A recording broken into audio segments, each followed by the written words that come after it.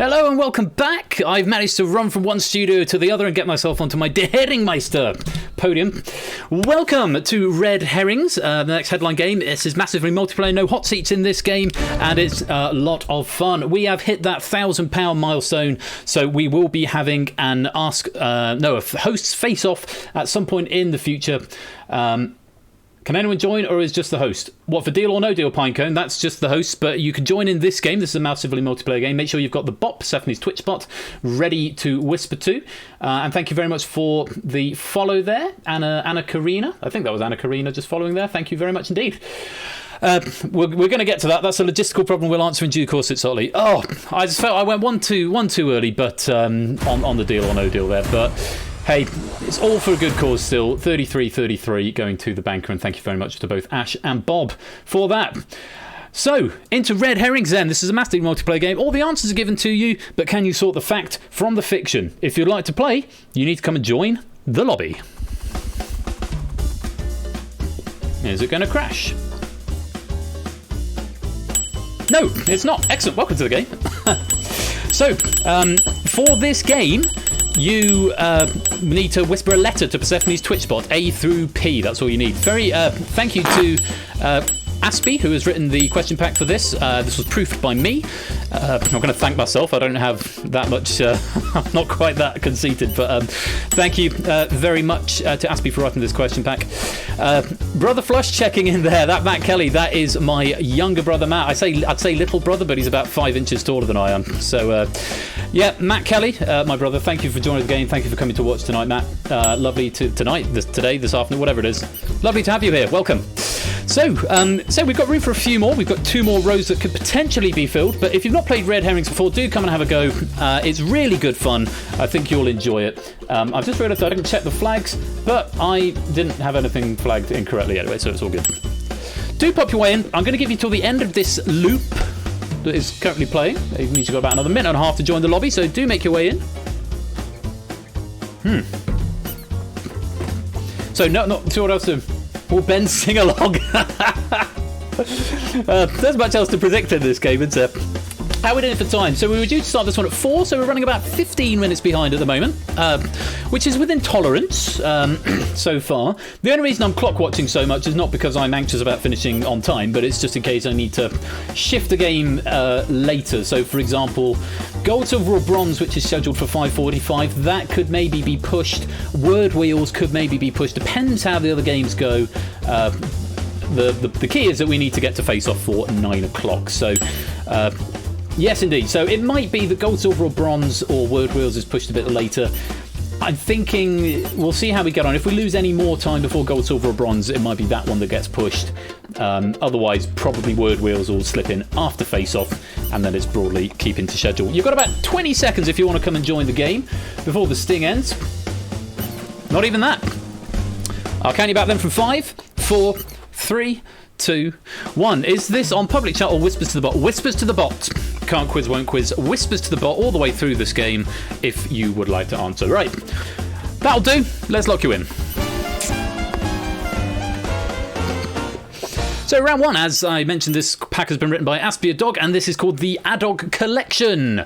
It's a general knowledge round, but you'll see why it's called the Adog Collection in just a moment. How this game works, you're going to be given the 16 possible answers around the edges. There are no repeats, but 4 of the answers are red herrings and won't feature as the answer to anything. No other answers are repeated. There are 12 questions in the round. Do you do anything with the double chat? No, that's just because I've got a chat bar on here. I might actually get rid of that in a future build of the game since I've now got a built-in chat into the overlay. But for now, yeah, I haven't got a full screen overlay on this setup. So we'll just have double chat, and that'll be nice. Just invested 45,000 to Ben singing. I really hope this turns out well. Good luck, Toad Boy. I make no promises. Point scoring in this round. If you get it right, you get a point. If you get it wrong, you lose a point. +1 for right, -1 for wrong. There are 3 bonus questions secreted around the round, and for those you get 3 if you get it right, and lose 3 if you get it wrong. Why has that monitor just gone off? Oh, thank God for that. It's come back on. So, yeah, bonus questions, 3 of them. Get it right, get some points. Get it wrong, lose some points. And all you need to do is whisper the letter to Persephone's Twitch bot. Whisper the letter to the bot, not the full answer, just the letter. And keep your eye on the chat, because as ever, when the question is in the chat, the question is live. So if you're running with a little bit of latency, it might just be behind on screen. So do keep an eye on it. So round 1, the adult collection. Let's take a look at the options. Gerwin Price, Great, Oliver Twist, Data, Obtuse, December, Amber, Ogre, Oblong, Greta Thunberg, Grapefruit, Alexa, Dare, Amp, Decimal, Acid. Those are the options, and as you can see, they all begin with A or D or O or G. There are no repeated answers, but 4 of them are red herrings and won't ever be used. And once the round starts, I cannot stop it. It's all automated for the round. Good luck. Have fun. Round 1 is the adult collection. Here is question number 1. Whispering to Persephone's Twitch bot, who's also asking the questions. Question 1. What O is a term given to an angle that is greater than 90 degrees but less than 180 degrees?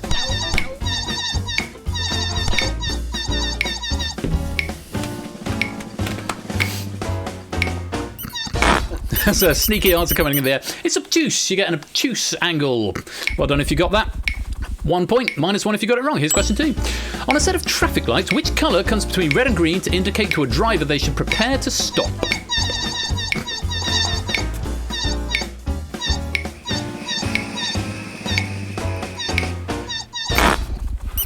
Everyone who attempted that, getting it right. Make sure you do whisper to Persephone's Twitch spot. Answers in the public chat aren't processed. G, Amber was the answer. Let's go on to question 3. Something with a pH of less than 7 is classified as what? Lots of yay. Yay to wave. Well done. If you found the right answer, it was P, acid. Everyone who attempted it, getting it right. So if you click Persephone's Twitch bot and then click whisper, that's probably the easiest way to do it. Oh, it's our first bonus question. 3 points if you get this one right, but lose 3 if you get it wrong. Take a look at this. Who became the first Welshman to win the PDC Darts World Championship for 2021?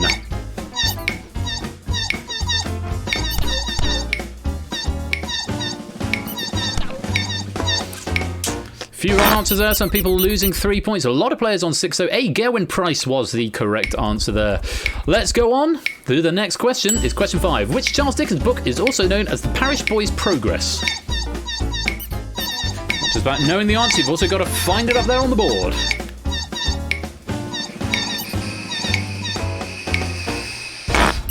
It is, of course, C, Oliver Twist. Very well done. If you got that, on we go. Here's another question. It's a bonus question. STION! Exclamation mark. Don't know if that counts as singing it. Here's question 6. The interior flesh of which citrus fruit can be red, pink, or yellow?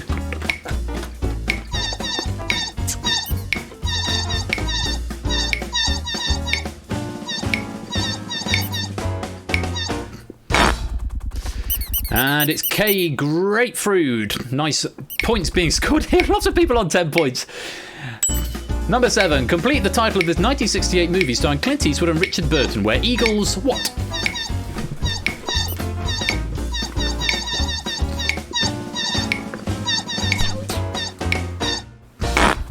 And it is, of course, where eagles dare. M was the answer you needed to type in there. On we go. Remember, you get some bonus points at the end of the round if you get a full score. What D is the form of a number takes when a point is moved 1 place to the left?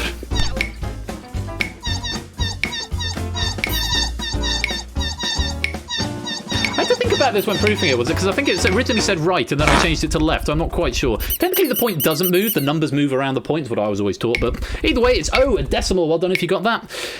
It's the last bonus question of the round. 3 if you get it right, losing 3 if you get it wrong. Take a look at this. What kind of creature is Shrek? So much yay!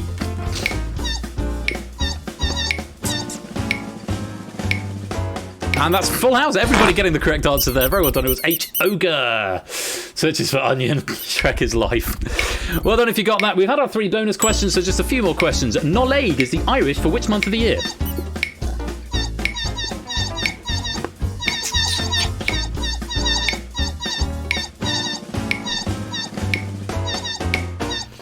Just a couple of people getting caught out on the timeout there. It is, of course, December. F, December was the answer we are after. On we go then. Question number 11. 2 more in this round. What A is the SI unit of electric current?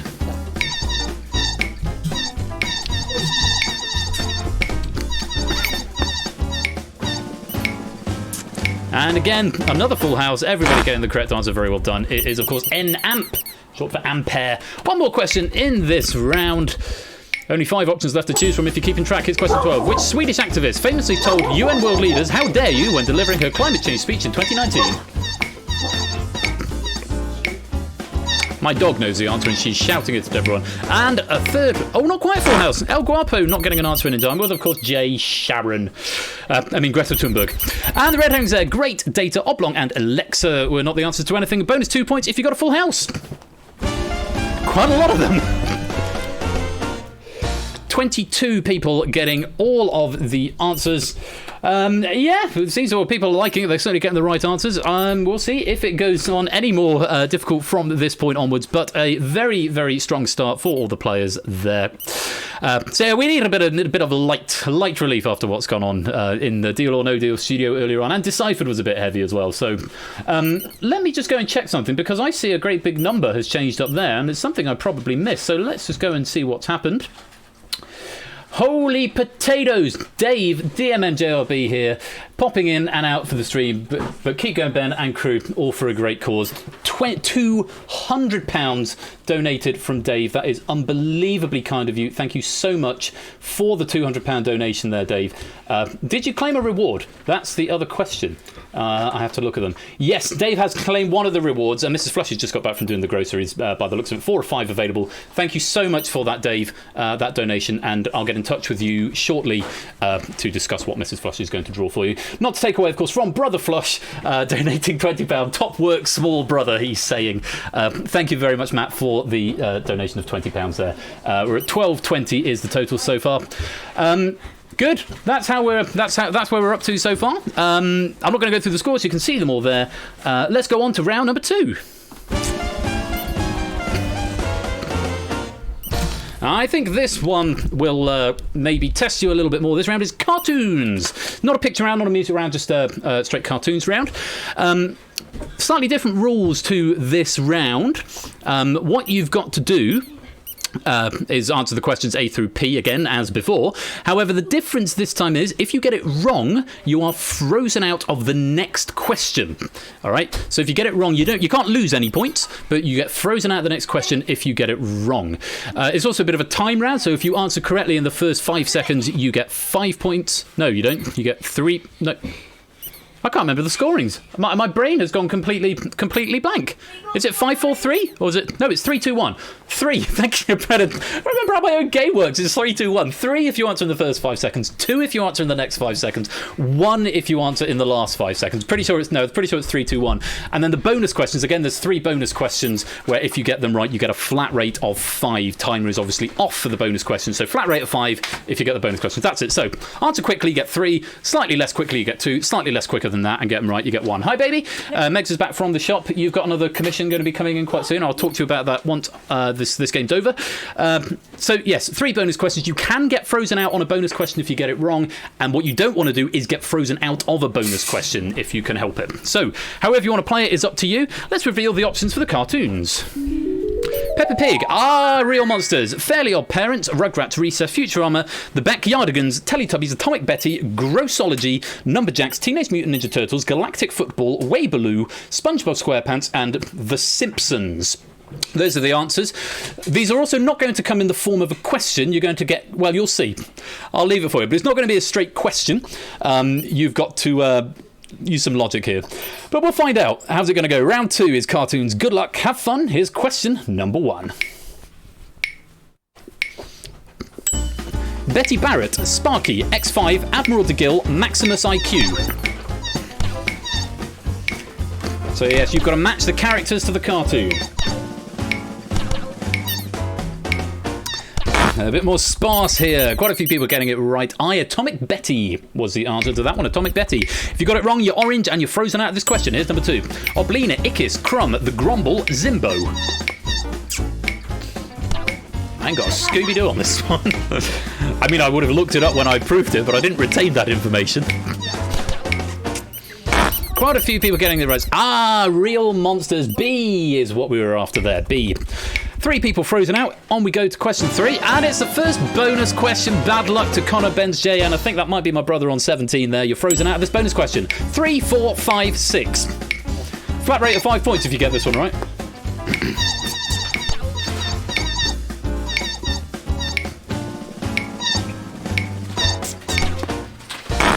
Yeah, I was wondering if you got that bit of logicking there. Could have told you it was K Numberjacks. On we go. Next question. Everyone's back in apart from the ones who aren't. Question 4. Ahito, Thran, Micro Ice, Tia, Rocket, May, the Jock. I have strawberry milkshake. Couple of incorrect answers here. Again, you get a bonus at the end of this round if you get a full house. And Galactic Football was the answer to that one. Galactic Football. Let's go on to the next question. Number 5. Tommy, Chucky, Phil, Lil, Dill, Angelica. The retro people remembering this one. I remember this one from my youth as well. Well done if you got D. Rugrats. First thing everyone learns to play on the piano. In thirds. It's all in thirds. On we go. Number 6. Timmy Turner, Wanda, Cosmo, Poof, Mr. Crocker. Just get off my lawn. Whose name I always forget. I think it might be Kegler Coach. Is frozen out of this question. A couple of people getting frozen out on this question, though. Well done if you got C. Fairly Odd Parents. Yeah, right. Parents. Oh! STION! Exclamation mark. It's another bonus question. Flat rate of 5 if you give me a right answer to this. TJ, Vince, Ashley, Gretchen, Mikey, Gus. Matt, if you don't get this one, you're banned from the planet.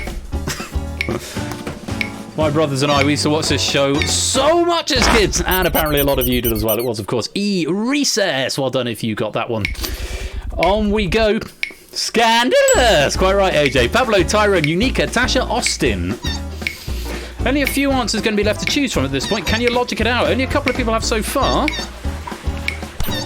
There's another wrong answer. And another. Yeah, the Backyardigans was the answer. A lot of people abstaining, not wanting to get frozen out and potentially miss a bonus question. Is this one a bonus question? No, it's not. 9. Tinky Winky, Dipsy Lolapo.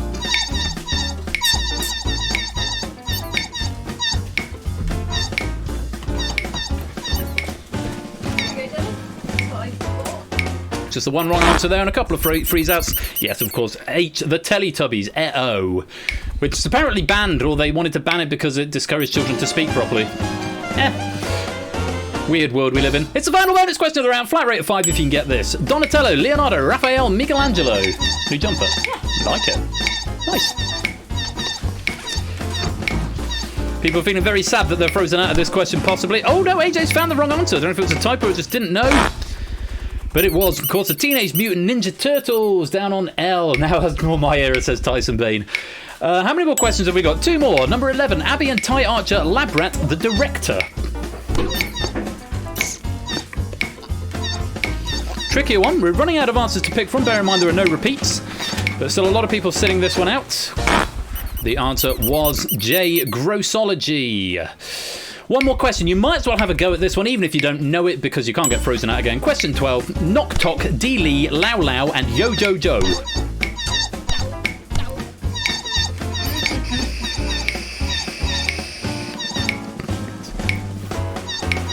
Well, I don't know if you got this one. I was thinking it's the Powerpuff Girls, but it's not. It's Weibaloo, apparently. I was thinking that's Mojo Jojo in the Powerpuff Girls.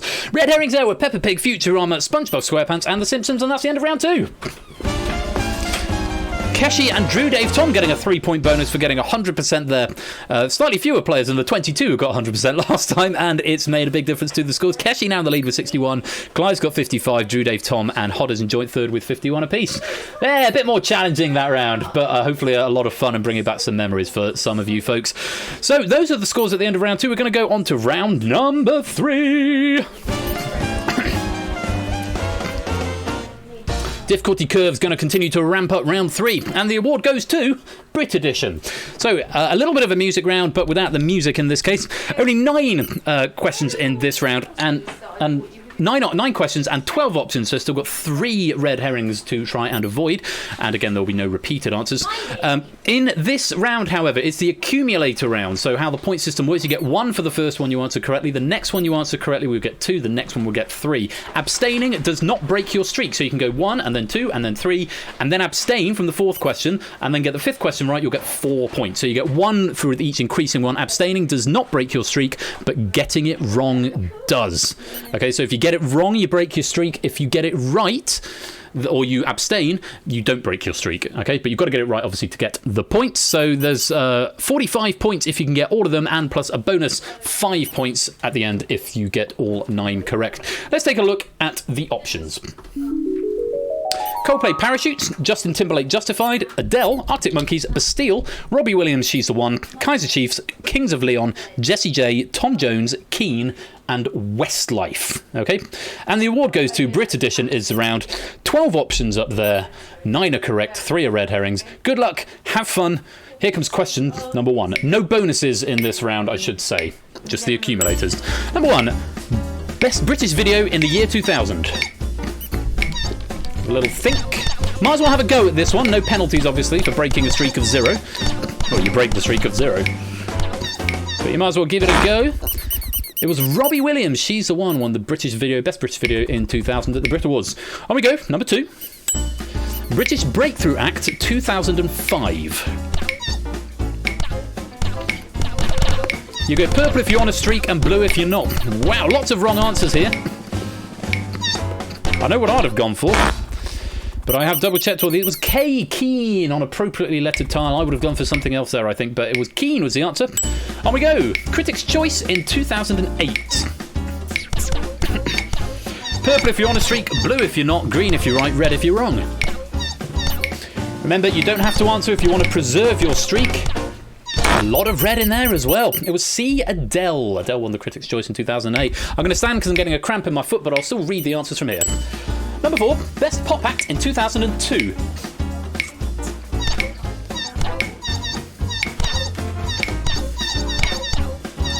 A lot more red happening in this round. And a sneaky 2 points at the end. It was Westlife. Westlife won the Best Pop Act in 2002. On we go then. Question 5. International album in 2004. Oh, lovely. Thank you. I'll have my milk first. Yeah, Lots of red, a few bits of green, a few people preserving their streaks here. It was B, Justin Timberlake, Justified, won the International Album in 2004. Well done if you got that. On we go, 6, 4 more questions. International Group 2009. Have a think about this carefully. It's proving to be a tough round. This is going some way towards making up for the round 1, which I think we found maybe a little easy. 8, Kings of Leon was the answer we were after there. Well done if you got that. On we go then. 3 more. Question 7. British Live Act and the British Rock Act 2006. Remember what's gone? Try and work it out. There's only a handful of answers left at this point. 6, I think. Few people preserving there. It was G, the Kaiser Chiefs. Kaiser Chiefs was the correct answer there. 2 more questions, only 5 unused options. Number 8, British Album of the Year, 2001. Few more yays coming in here, but a few people looking like they're trying to preserve their streaks for now. We're going to the last question where there's only 4 options left. A, Coldplay, Parachute was the answer. Don't reuse up anything that's already gone because it won't be an answer again. Number 9, Outstanding Contribution to Music in 2003. There's a lot of yay happening there.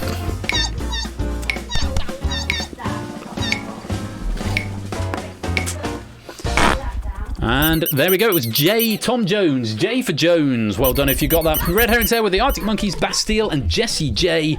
And that's the end of round 3. And Drew Dave Tom did find all 9 of the correct answers, giving himself a bonus of 5 points and extending his lead up to 101. Very, very well played, Drew Dave Tom. 101 in the lead. Keshi in second with 89. Clive is in third with 68. But there's still much to play for. Tricky around there. I think that's a good balance between the first round and the third round. We've had a bit of a difficulty curve. So, yeah, good questions there. Hopefully you all enjoyed that. Right, there's one more round. It's the final round. And we've almost made back the time that we lost. Red Herring gaming's going to be done in half an hour, it turns out, if I don't stop and natter so much. Let's go on to round number 4. Round number 4, the final round, is colours. This is a bit like the Monkhouse Minute, except you've got 90 seconds. You'll be given a description of the category, and you have got to find the 6 answers that match with that description. Okay? And that's about it. In terms of whispering it to the bot, this is the only one that's slightly different. You still whisper to the bot, but you've got to whisper as a string of 6 letters. Don't type 4 or 5. Don't do them one at a time, as why they won't be processed. You must do exactly 6 from A to P. If you get it right, then you get 50 points. The next person to get it right gets 45. The next one gets 40, and so on, reducing by 5 each time. If you get it wrong, however, you're frozen out for 5 seconds and the bot will ping you. No spaces, no commas, no punctuation. If you get it wrong, you'll be frozen out for 5 seconds and the bot will ping you, telling you how many you did get right so that you can reassess your answer for next time. So there's a maximum of 50 points available here, and the game will go on until either 10 people have solved the puzzle, 10 people have solved the puzzle, or we run out of time. Simple as that. Make sure you're whispering to Persephone's Twitch bot a string of 6 answers. The final round is colours. Good luck. Have fun. Here are your options. Guinea, Libya, Niger, Mozambique, Mali, Gabon, Malawi, Ghana, South Sudan, Chad, Kenya, Ethiopia, Egypt, Cote d'Ivoire, Rwanda and Sierra Leone. Identify the 6 African countries that have unchanged, that's my bad, tribands as their national flag with no additional symbol or insignia. Unchanged, that should be, not uncharged. My bad. So we're looking for ones. Triband African countries, and we've got Holger Mates, the first to solve with 50. Very, very fast indeed. Nobody else is looking like they're there yet. Drew Dave Thomas found 5. You're coming up to a minute left, and Jack Wilfred is the second, getting 45 points. Under a minute left now, 40 points to the next person to solve if you can find the 3 African countries with unchanged tribands. We Like Shapes has managed to find 5. Anyone else? It's Sotley's managed to get up to 5 now. We come to 45 seconds left. Where are we going? How are we doing? 5 from ABME now as well. A 4 from Hodders. 3 from Buzz Bob. Anything else? There's another 5 from It's Sotley, still on 5. Innes is on 4. Only 2 solves so far. We've got 30 seconds to go. Is anyone else going to solve it? Another 40 points available. Drew Dave Tom still there at 5. Where are we going to go from here? 22 seconds to go now. And It's Sotley has got there. 40 points to It's Sotley. Well played. 15 seconds, here comes the end of the sting. Is anyone going to get another solve? 35 points if you can get a solve now. Someone else has. ABME has managed to get all 6, finishing with 35 points. There's still a few 5s trickling around. Connor's got up to 5 now, but with 5 seconds to go, are we going to get another chance to get an answer in? And that's it. Time is up. Just 4 solvers there. Lots of 5s going in, but well done if you did manage to solve it. To the 5 players there, the answers were Guinea, Mali, Gabon, Chad, Cote d'Ivoire, and Sierra Leone. And my goodness gracious me, look at that at the top. Despite not solving, Drew Dave Tom has managed to hang on to the lead by a single point. Goodness gracious me. Let me press the button to identify everybody. ID all players. There we go. Where's my brother? There he is, 45. Not bad, Matt. Not bad for a first appearance. Thanks for joining. Third place goes to Holger Mate, the first to solve the final puzzle, but not quite enough to win the game with 98. Second place goes to Jack Wilfred with 100, but the winner by a single point, by 1 point here. The winner of Red Herrings with 101. Thought people would think of nepotism if you want, so you threw it, did you? Fair enough, mate. The winner with 101 is Drew Dave Tom. Well, very, very well played, Drew Dave Tom. Hope you all enjoyed Red Herrings. It turns out I can do this game in half an hour if I cut out all the waffle in between, which is good. Not that it's a rush to get through. It's supposed to be having fun, but I am very aware of that 9 o'clock deadline. It's always one with 183. Of course, all of these scores are going to be preserved in the Persephone's Chair Discord for all time. Thanks. I'm sure he's very grateful to hear that, 8Ninky, or he might take it as a slight, I'm not sure. Head over to the Discord, where on the leaderboard after the stream I will put all these scores in and preserve them there for all time. Thank you very much to Aspie for writing that question pack. Hope you enjoyed it. It was certainly fun to proof, and it's been fun to play. I'm going to have my strawberry milk over the next game because I've been bought a bottle of wine. It's a Yellowtail wine, so Yellowtail, if you're here, I'm drinking you again tonight. Oh yes, you are. You're the last person to speak.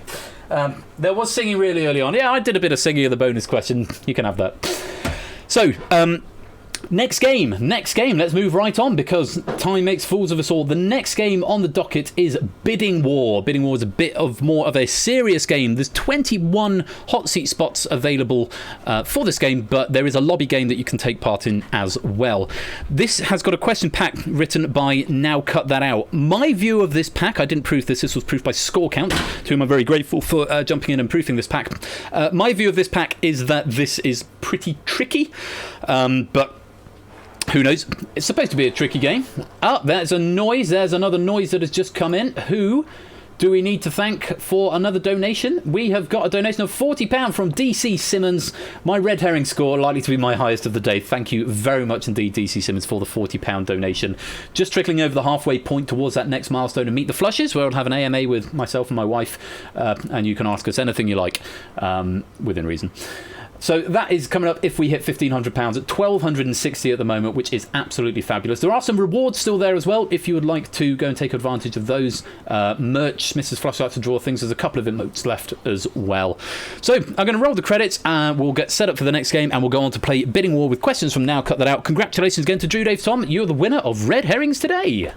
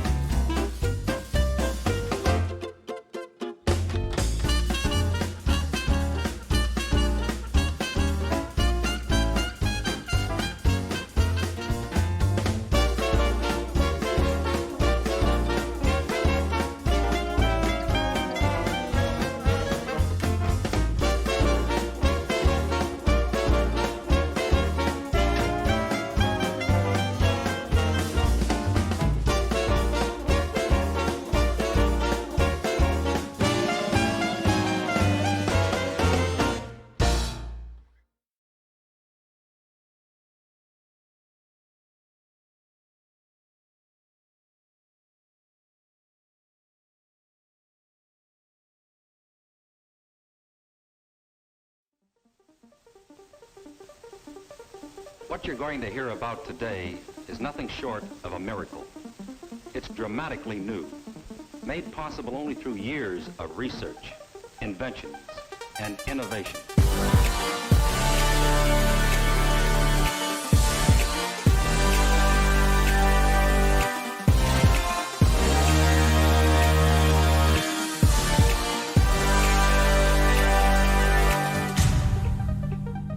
Yet when wires are loaded with a lot of conversations that are boosted in strength and travel some distance, something else happens.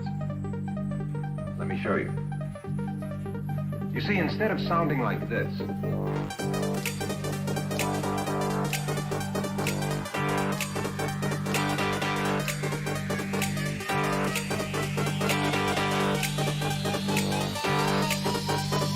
voice comes out sounding like this.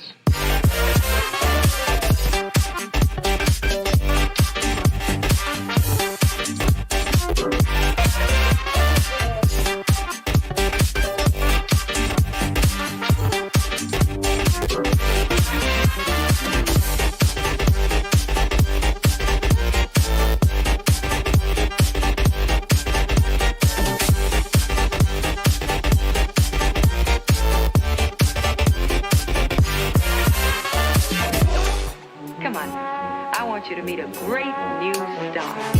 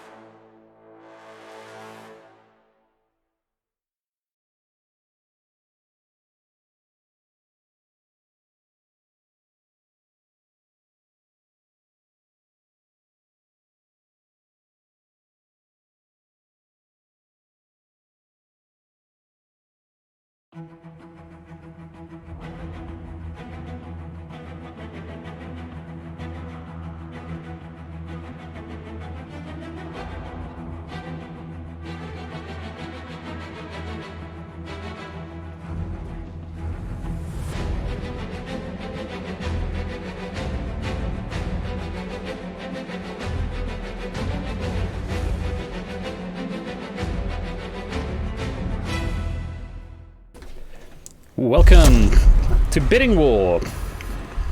Yes, I rise out of the floor for this game.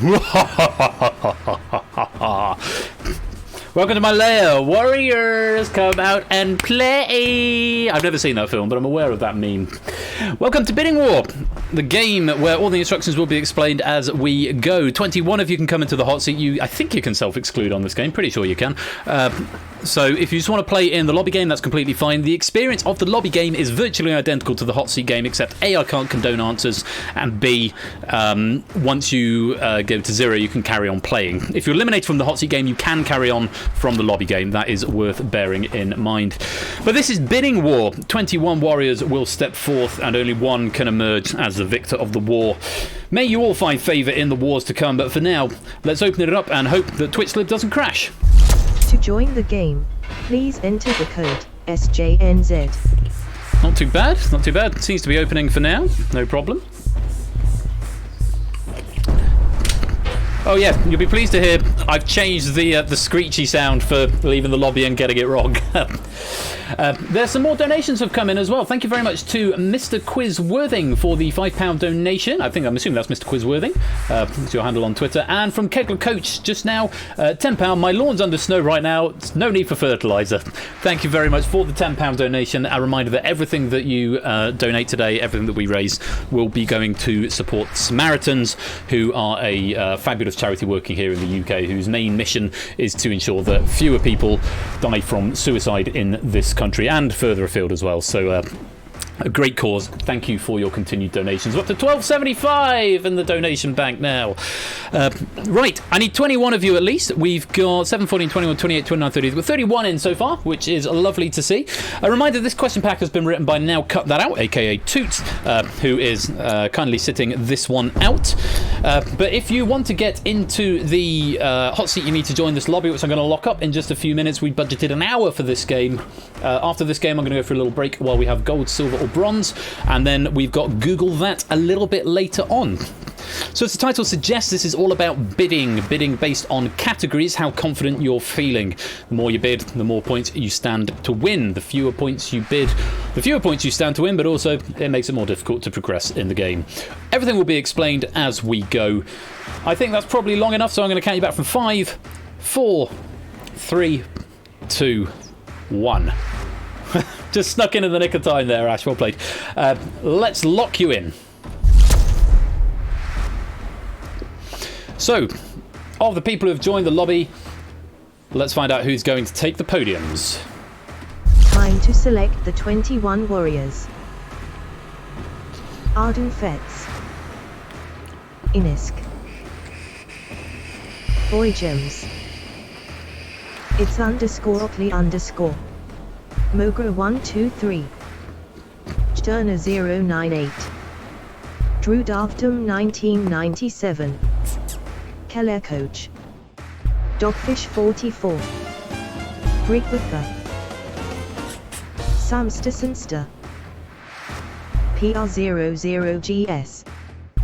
Topper 1 Gaming. Keshai Head. Welly Kesh Apes. Poconuts. Holger Mate.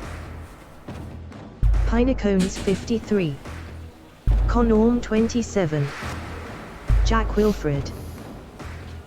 And Listwitz. You are the 21 warriors. May you find favour in the war to come. TTS is very, very silly, but it's all very, very amusing at the same time. Thank you very much for the follow, Brother Matt. I'm assuming that was you, that noise that we just heard. And to Alex for the 11-month subscription. Thank you very much for your continued support of this channel. I've got a notification. Oh, and there's another great big sound, which means someone has followed. Yes, someone has followed. Boy Gems, thank you for the follow there. Welcome to the stream. And I think I heard another donation come in. Let me just check in with the Tiltify page. Now Cut That Out, £5. Apologising for my cruel question pack. Thank you very much. Now Cut That Out. Well, we've got forewarning that it's a cruel question pack, so you may want to set your bids accordingly. So you are the 21 warriors. If you're not into the warrior hot seat, don't panic too much. You can still play along in the lobby game. It's virtually the same experience until the final, which is only 2 people anyway. So It is bidding war. There's 21 of you here. You've all got 5 points out of the goodness of our hearts to start this game off. Let's get going. Round 1. Opening gambits. So round 1 is called Opening Gambits. You will face 5 questions. Prior to each question, you will be shown a category. You need to bid from 1 to 3 points, up to a maximum of your current score, based on the category. So if you think it's a category you're going to be good at, bid higher. Not so good, bid lower. Abstaining from bidding will cause a default bid of 1, and you have 10 seconds to submit your bid. All of this is done to Persephone's Twitch bot rather than the public chat, and as ever, keep an eye on the chat for when the question comes up. Answer the question correctly, and you'll be awarded your bid. Answer incorrectly or fail to submit an answer, and you'll lose your bid. You've got 20 seconds to submit your answer. If you run out of points, you are eliminated from the game. And a reminder there, all bids and answers are whispered to Persephone's Twitch bot. The very best of luck. I can condone answers, override them if needs be, for the hot seat players, not for the lobby players, so do watch your spelling. So, the bid range is 1 to 3. What is... I don't know, there's a big discussion going on in the kitchen about something. Bid range is 1 to 3. Good luck to you all. May you find favour in the war to come. Here comes category number 1. Start bidding on category 1. Social media. Social media.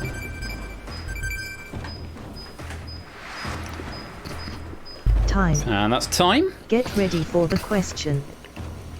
There's the biz. Just a couple of 3s, not many. Here comes the first question. Which microblogging site was pulled from the Google Play Store on January 8th for its connections to the storming of the US Capitol building? Bit of current affairs in there.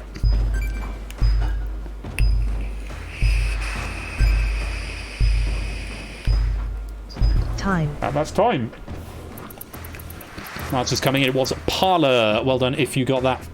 Pinecones, it looks like it submitted your bid as your answer, which means you probably submitted it a bit late. Do keep your eye on the chat, because the chat is king. So if the questions come up in the chat but it's not appeared on the screen yet, react according to the chat, otherwise you'll run into these problems. No answer from it. Sotley, we've got a TikTok, Antifa, 4chan, Twitter and Gab, all incorrect answers. Parler was the answer we were after. Let's see what that does to the score. No eliminations. No eliminations as of yet. Of course, you can't be eliminated on the first question, but you could be eliminated on the second if you bid erratically. Good luck. Here's category for question number 2. Start bidding on category 2. Fitness. It's fitness. Fitness.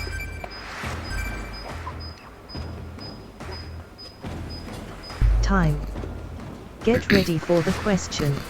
Again, not many 3s creeping in here. 2s and 1s mainly. Let's take a look at the question. What popular exercise was named in the 1930s after an American physiologist with the first name Royal?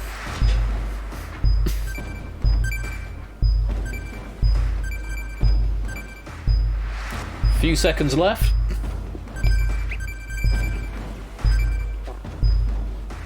Time. And that's time. Let's have a look, see what you said. It's the burpee. Very well done if you got that. Few incorrect answers. Yoga, push-up, crunchy, jumping jacks, yoga, Pilates, plank Pilates, Zumba, Pilates and Zumba. All incorrect answers. Only a handful of players getting the right answer here. Have we got any eliminations at this early stage? Let's find out. No eliminations. We have not. But we are into some dangerous territory for some people. A couple of players are down to 1 point already, and we're only at question 3. Good luck with this next one. Here's the category.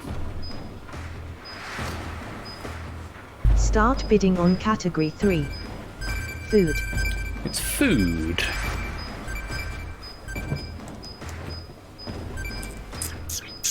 Time. And there's time. Get ready for the question. Again, only the 1-3 by the looks of it from Cashy Head. Let's see how you feel about this question. What vegetable's juice did bakers primarily use during World War II rationing to give red velvet cake its signature colour?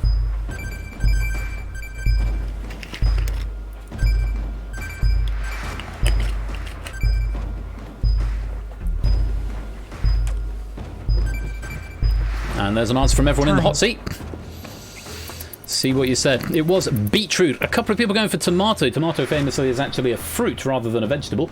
Ardenfetz, a few people saying beet, which I'm inclined to condone. So give me a second. Ardenfetz saying beet. Let me find Ardenfetz. There's Ardenfetz. And do I have a condone button? Is that the condone button? Does that work? Yes, it does. Beat is fine, as far as I'm concerned. Anyone else saying beat? Connor and Listowitz. So there's Connor. Let's give Connor a point for beat. And Listowitz. Let's give Listowitz a point for beat as well. Pretty sure beet is the American equivalent of a beetroot. So it's short. My wife is confirming, and whatever my wife says is the truth. Again, Pinecones, you've just got out of time there. It looks like it's accepted your bid as your answer. Do watch the chat, because the question coming up in the chat is gonna be where you want it. Let's see, are we losing anybody at the end of that question? No eliminations. Not yet. 2 more questions in this round, however. Apologies to the lobby, I can't condone answers in the lobby, so if you did put beat, I'm afraid that would have snuck through. Never heard the term beetroot in the US. That might be a sign. It looks like everyone has got above 1 at least in the hot seat game, so see how you feel about question number 4. Start bidding on category 4. Toys. It's toys.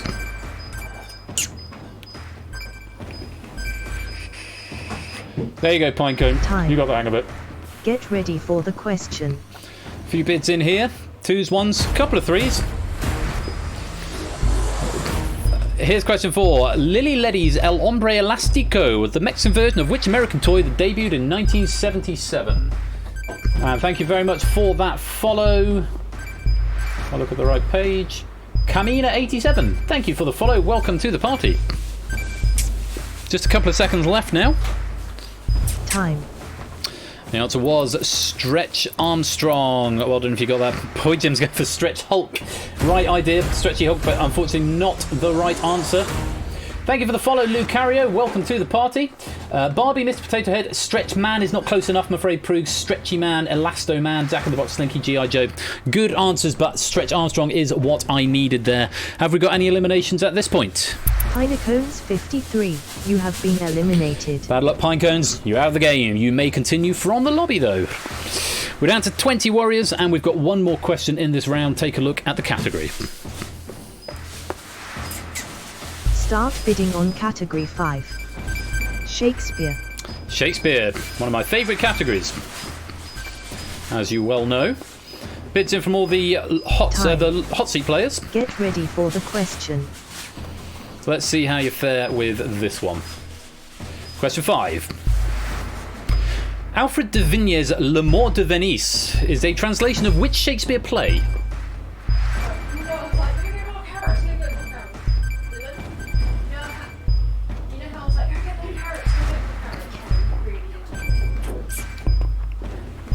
Just a couple of seconds left.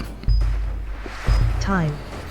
I wonder how many of you this is going to catch out. Lots of people going for the Merchant of Venice, which you would be forgiven for thinking, but it's not. It's Othello. The Tragedy of Othello, the Moor of Venice. Yes. Sneaky, sneaky question in round 1, and only 3 players getting it right. We Like Shapes, Dogfish, and Innis. Very, very well done. Lots of answers. A Merchant of Venice, Merchant of Venice, a Merchant of Venice, Road to Venice. Gentleman of Verona going from Listowitz, but that is a mean question. But are we going to lose any players at the end of this round? Drew Daftum 1997, Topper 1 Gaming, Pokenuts, and Listowitz, you have been eliminated. We are indeed. 4 players eliminated from the game. A moment of silence for our fallen warriors. There we go, there's a moment's silence over. So, what started as 21 has been reduced to just 16. That's the end of round 1. End of round 1. I said that already! So, as we go into round 2, 16 players survive with a mixture of points as low as 1 in the case of Proogs, or as high as 15, I think, in the case of Innis. Tough question, Pat. I did warn you in advance that was going to be a tough one, though. So, how are you going to fare moving forward? Before we check that, let's just check in with the lobby game. So, if you're in the hot seat, you're green. If you're just playing along in the lobby, you are red. Mixture of points there. Number of people on 0, possibly a bit of up and down going on here. But this could all change as we go into round number 2. Let's go there now. Round 2. Top Gun. Round 2 is called Top Gun. You will face 10 questions. Prior to each question, you will be shown a category, bid from 1 point to the upper range, up to a maximum of your current score, based on the category. The upper range starts at 5 and increases by 1 every question. This will be shown in the top left-hand corner. Abstaining from bidding will cause a default bid of 1, and again, you've got 10 seconds to submit your bid. Answer the question correctly, and you will be awarded your bid. Answer incorrectly or fail to submit an answer, and you will lose your bid. Exactly the same as before. Here's the catch. 20 seconds to submit your answer. The fastest high bidder to answer correctly will obtain passage to round 3. If the fastest high bidder has already obtained passage, passage will be granted to the next fastest player. Higher bids take priority over speed when ordering.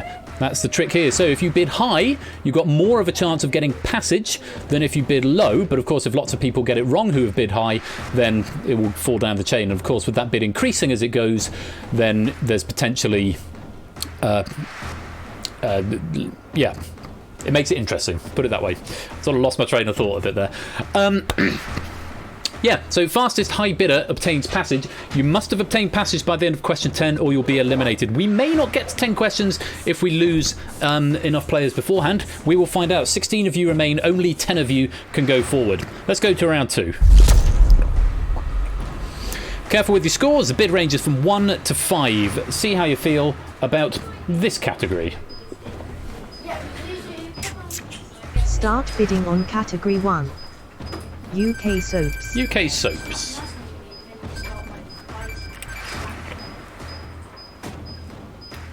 Time. Bids all Get in. ready for the question. Bid range 1 to 5. Take a look at this. Waiting at the Crossroads was an appropriately titled 1972 single by which soap actor? Start with an easy one too. Holger mates having a go. Boyjans, Mogra, Ardenfets.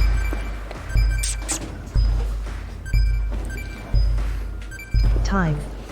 So, what did you say? It's a sea of red. No one has been granted passage here.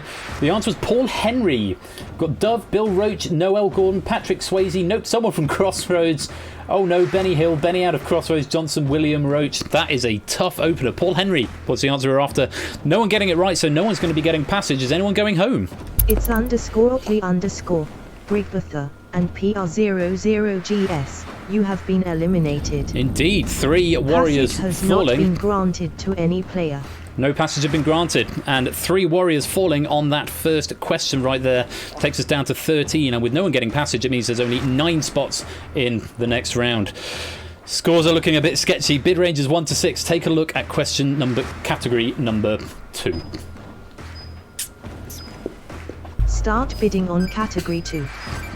Disney. It's Disney is the category.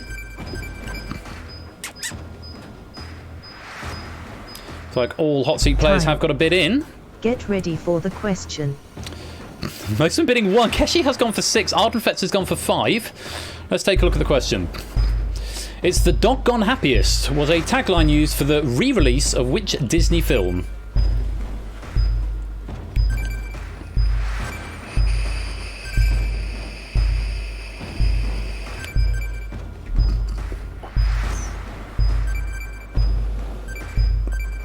Ardenfetz just sneaking an answer in time. Did you get it right? It was A Lady and the Tramp. Well done if you got that one. Keshi going for 101 Dalmatians. Oh, Jack Wilfred going for Snow White. It was interesting guess. Not right, unfortunately. Lady and the Tramp was the correct answer. Because we've got some green, somebody will be getting passage. Are we losing anybody at the same time? Let's find out. Who's going through and who's going home? Keller Coach, Dogfish 44, and Conorm 27. You have been eliminated. Passage has been granted to Ardenfetz, with a bid of 5 and a response time of 20.35 seconds. Very well done, Ardenfetz. You have been granted passage to round 3. However, you can still go out if you give away all your points at this point, so you must stay active in the game. Losing 3 warriors there, going out. And Keshi, who had the high bid there, gave the wrong answer, now down to 1 point. Can he survive? Likewise, Holger mate Jack Wilfred also on 1 point. Very best of luck. You can bid up to 7 if you've got the points to do it. Here's category number 3. Start bidding on category 3. US politics. So, US politics. I need to redo my hairband. My hair's falling out. Time. Get ready for the question. So, interesting spread of bids. A 7, a 4, 3, lots of ones. Question is, the Saturday Night Massacre took place during the tenure of which US president?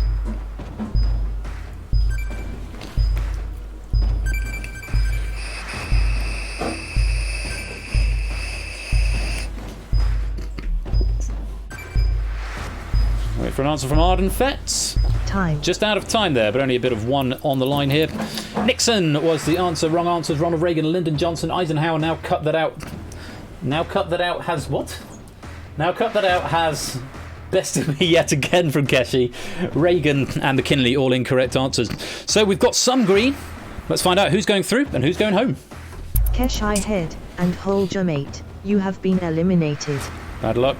Passage has been granted to Inisk, with a bid of 7 and a response time of 2.75 seconds. Very well done, Innes. You've been granted passage to round 2.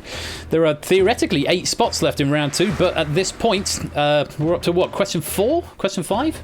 Question 4, I think, is next, which means we've got 7 spots, and then we've got 6 players, so we could very well have all the remaining players going through if they can bid the highest and get it right fastest.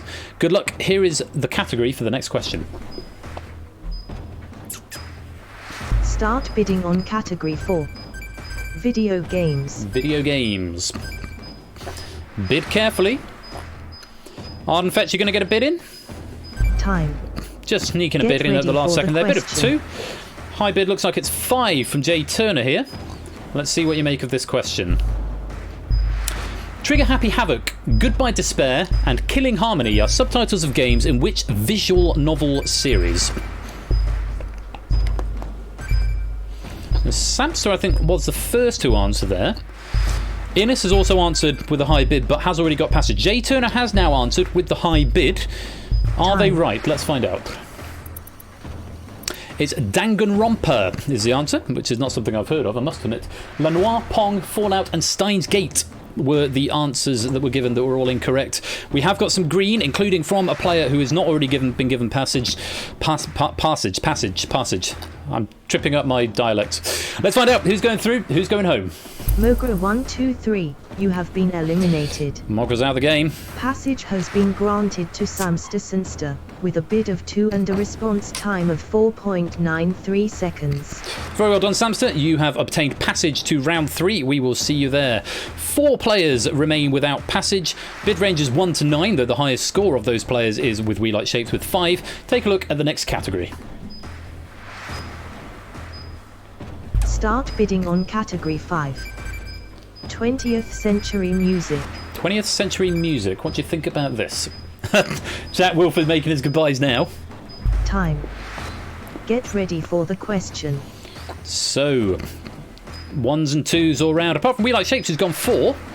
Let's take a look at the question. Originating in the mid-70s, Lovers Rock is a style of which musical genre? We Like Shapes with the high bid was also the first to answer. Answering very, very quickly there. Ardenfett is going to try and keep that 1 point. And all hot seat players have now submitted an answer. Time. Correct answer was reggae. Reggae was the answer. Swing, disco, classical, dad rock, and you like jazz, all incorrect. Boy Gems and We Like Shapes both giving the correct answer to this one, but I think We Like Shapes had the higher bid. Let's find out who's going through and who's going home. Jack Wilfred, you have been eliminated. Passage has been granted to Elike Shapes, with a bid of 4 and a response time of 3.94 seconds. Well done, We Like Shapes. You are through to the next round. Passage has been granted to you. Only 2 players left, so we're not going to get through all the questions in this round. I think the round should finish early if that's the case. Boy Gems and Jay Turner. Boy Gems on 3, Jay Turner on 2. The bid range is 1 to 10 for the players with a few more points to wager. But it's all eyes on you two. Who's going to get passage next? 4 have gotten it so far. Who's going to be next? Here's the next category. Start bidding on category 6. Science fiction. It's science fiction.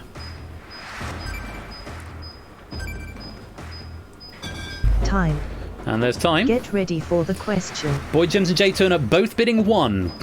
So it's going to be a race to see who gets it first and if they get it right. Question number 6. David Webber's book featuring Honor Harrington are heavily inspired by which 10-book series by C.S. Forrester? That's a tough question. And the lobby the hot seat players seem to agree.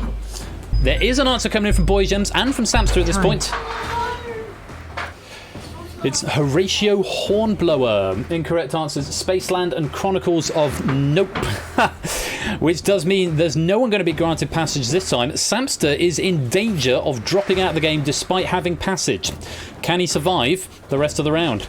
Let's find out who's going through and who's going home. No eliminations. Passage has not been granted to any player. No eliminations, and passage has not been granted to any player here. So, we're in the same position as before, except Jay Turner is now down to a single point. Boy Gems has got 2. Samster's only got 1, although he has got passage. He is going to have to play this question and get it right. Good luck. Here's the next category. Start bidding on category 7. World Geography. It's World Geography.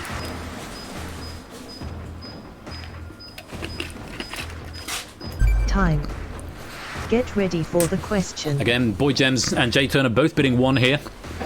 Let's take a look. We Like Shapes going for a bit of 4.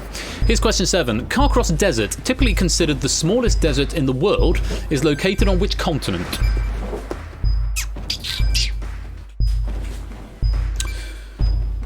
We Like Shapes is in, Ardenfetz is in. So that's all of the lobby players answered. Sorry, all of the hot seat players answered. 1 in 7 chance. Yeah, quite right, Matt. Let's see, how did you get on? Europe and Antarctica from the 2 players who were possible to go out. Holy cow. That is the biggest carrot I've ever seen in my life. My wife has just presented that to me just to break the mood for a moment. Yes, that was a mistake, says We Like Shapes. The answer was, yeah, quite. It's an almighty carrot. The answer was North America, just to bring some order back to proceedings. Ardenfetz and Samster getting it right. Samster saving himself from going out. But with Jay Turner getting that wrong, he is going to be going out of the game. Let's find out who's going through and who's going home. Turner 098. You have been eliminated. Jay Turner's out of the game. Passage has not been granted to any player. And again, no passage has been granted. Boy Gems, all eyes on you. If you get this one right, you are going through to the next round. I think the round ends once passage has been granted to all the players, or you might have to play it out. We'll find out. Good luck. Here comes the next category. Start bidding on category 8. Languages. Languages is the question. Down to just 5 players. Time. Potentially Get 2 more ready questions for the after this one. Again, Boy Gems going 1, Samster going 1. We Like Shapes is wagering it all here. Question 8. Monegasque is a dialect predominantly spoken in which country?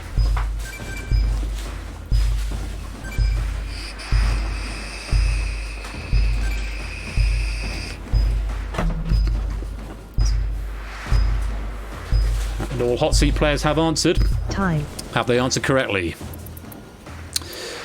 The players who are through have, but Boy Gems has not. Boy Gems has gone for Spain. The answer was Monaco. The through players are saving themselves a little bit here, getting themselves a few more points to play with. But unfortunately, Boy Gems, that's the wrong answer. Let's find out who's going through and who's going home. Boy Gems, you have been eliminated. Passage has not been granted to any player. So, when I press the button next, it might end round 2.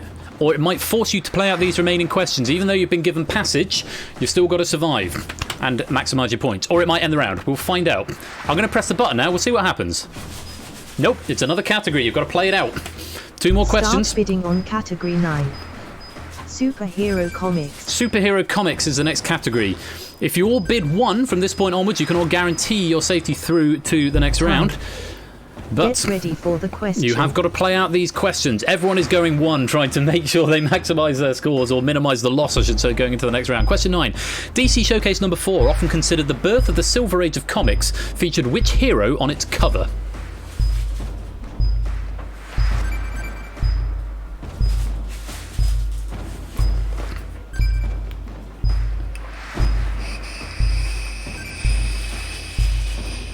Time. And there's time. Superman, Deadshot, and Silver Surfer all incorrect. It was The Flash. The Flash is the answer we wanted, so there's going to be no eliminations, but you've all got passage already. No eliminations. Passage has not been granted to any player. Let the computer do its thing. You've got one chance left to get some more points. Best of luck to the four of you. Here's category 10. Start bidding on category 10. Zoology. And it's zoology. Bids are all in. Time. Get ready for the question. Ardenfet's going 2, Innes going 3, Samson going 1, Shape's going 3. It could be a tight third round. Question number 10. Named after a boxer, the Jack Dempsey is what type of animal?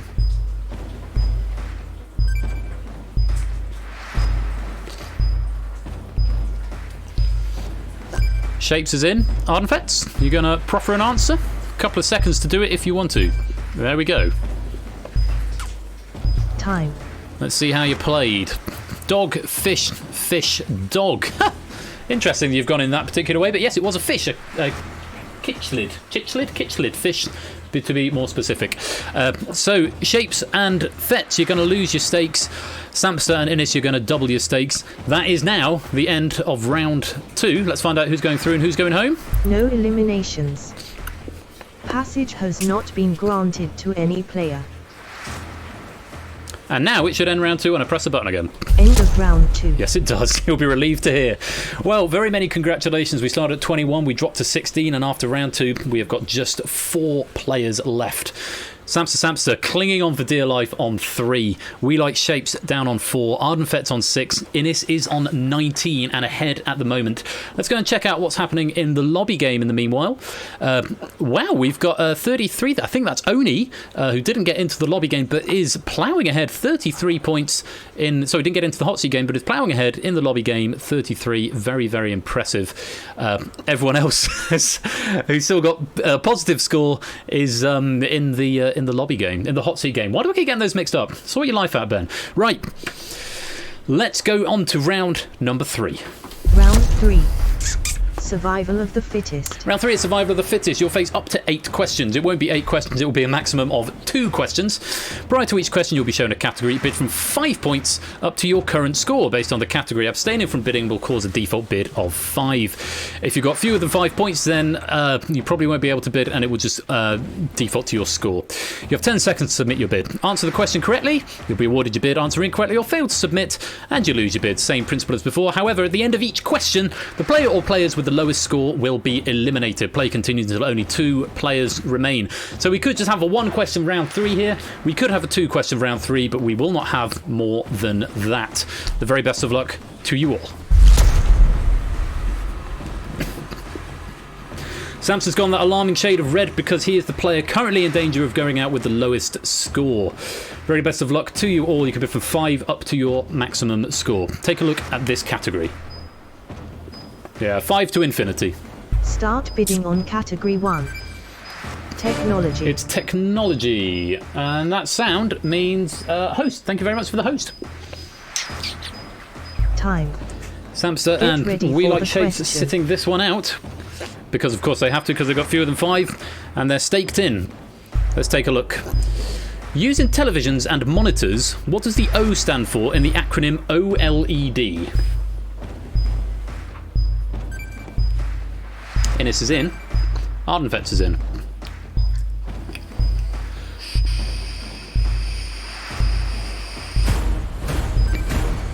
Time.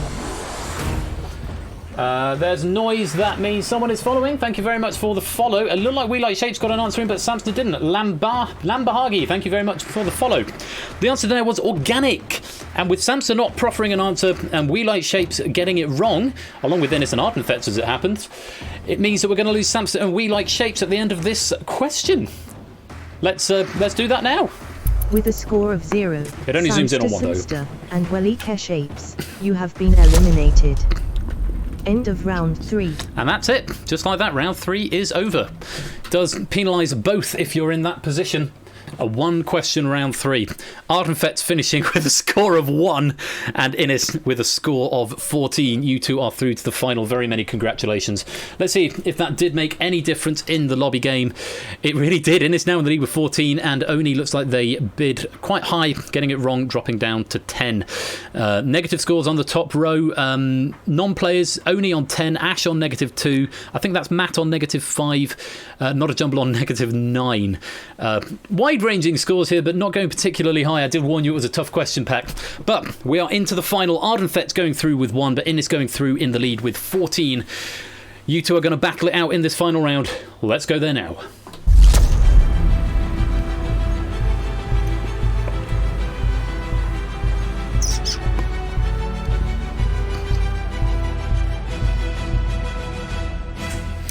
So, here we go. Innes versus Ardenfet. Innes, because you finished with the highest score, you have got the advantage of the lights. Let me explain the rules in case you've not seen it before. Round 4. Domination. Round 4 is domination. The array shows 21 lit circles. The player who was ahead at the conclusion of round 3 has 11. The runner-up has 10, as I just explained. You'll face up to 10 questions. Prior to each question, you'll be shown a category, but from 1 to 3 points based on the category. It shouldn't take into account your scores from the previous round at this point, but if it does, that's a bug, and it's something that's only just clocked with me now. So Ardenfet, if you can't bid, that'll be why. Answer the question correctly, and the array will swing in your favour the amount of points you bid. Answer incorrectly or fail to submit an answer, and the array will swing in your opponent's favour the amount of points you bid. Both players' answers and bids are taken into consideration, meaning the maximum swing per question is 6, and you've got 20 seconds to submit your answer. Of course, the clock won't count down, but the computer will tell you at 5-second intervals how many points you've got left. Whichever player manages to swing the array entirely to their colour wins the game, and if no winner has emerged after 10 questions, the player with the most lit circles is the winner. Again, whispering all your answers to the bot. Lobby game, you'll have a few seconds after both players have submitted to get your bids in. Again, it's just 1 to 3, though if you're negatives, you may not be able to bid more than 1. Good luck. Let's go to the round. Do I need to press the button again? I think I might do. So, here comes the first category. Start bidding on this. The category is horror films. Horror films. Ardenfet's bid. Innes has bid 3 seconds for the lobby to bid. Bidding concluded. Okay, so it's not taken into account your scores, which is great. Ardenfet's bid of 2, Innes with a bid of 1. Here's question 1. The loot and bust was a jump scare technique named after a sequence seconds. in which 1942 horror film.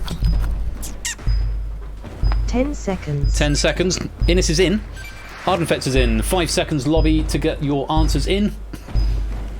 Time. The answer is Cat People. Innes saying The Fly, Ardenfet saying Psycho, both incorrect, which means that's going to be a swing of 1 in Innes's favour because Ardenfet's bet higher, or bid higher. So Ardenfet is going to lose 2, whereas Innes is only going to lose 1. Both of those are wrong answers. That's a much better sound. Innes pressing the advantage. As we go on to the next question, opera. It's opera. 1 to 3. Bidding concluded. Innes bidding 3, Get ready Ardenfet's for just the bidding question. 1. Let's take a look. Philip Glass wrote a 2014 opera based on which work by Franz 15 Kafka? seconds. Both players are in. 5 seconds lobby. Time. The answer is The Trial. Innes getting the right answer. Ardenfet's going for Metamorphosis. Good a guess as any, but Innes with the correct answer and Ardenfet's with the wrong answer means a swing of 4 in Innes's favour. Well played.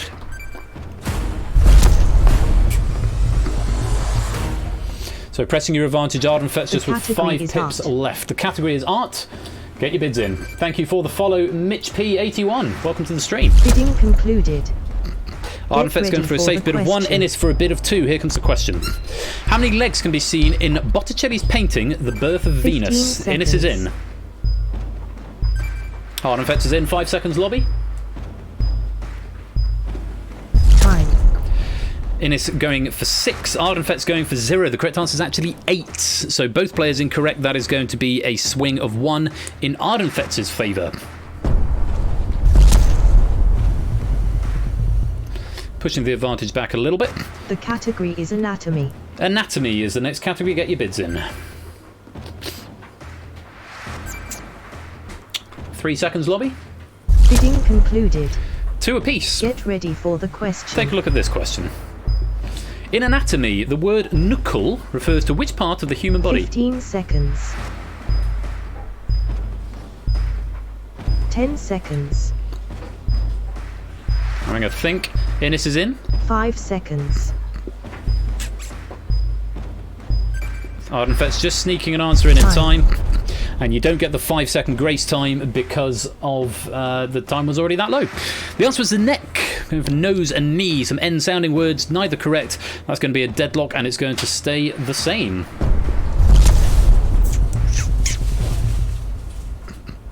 Ardenfett's still The with category 6 is board games. circles. Board games is the next category.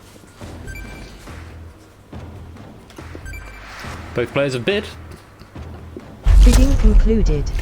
Ardenfett's is going for 3, and it's just for 2.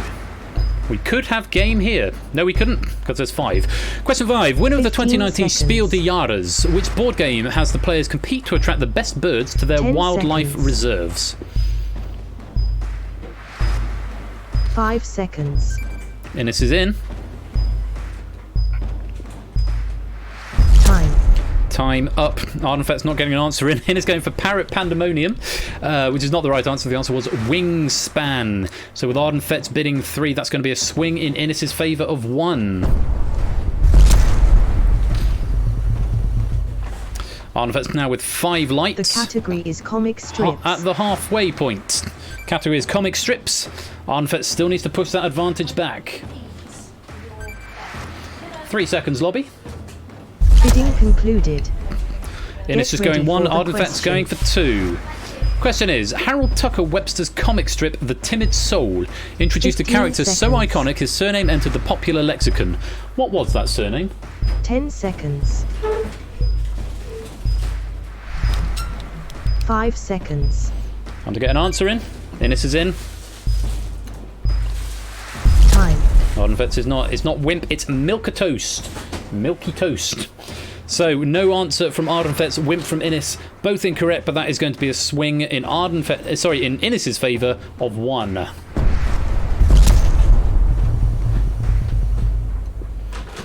Ardenfett's with 4 The lights category remaining. is geometry. Category 7 is geometry.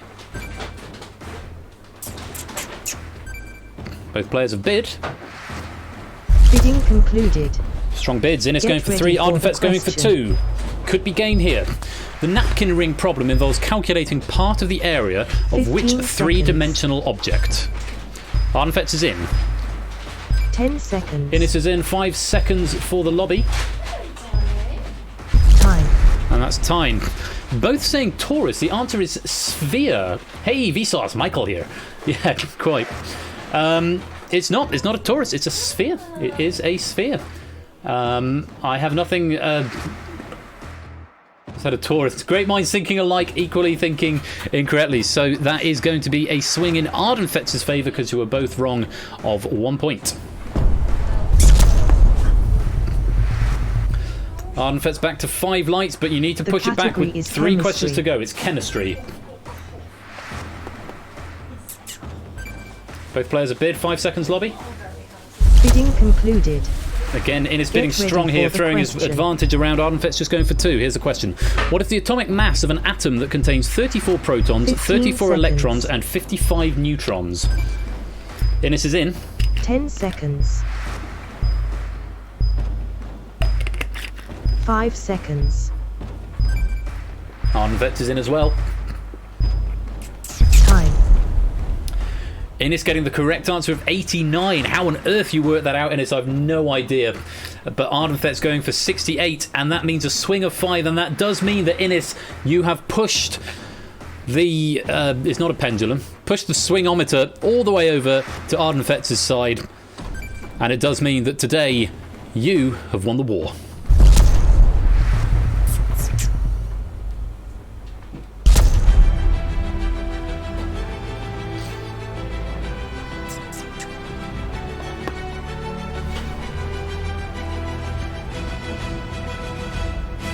Congratulations to Innes. You have won the war, not for the first time, I think. Very, very tough question, Pat. You were warned as such that it was.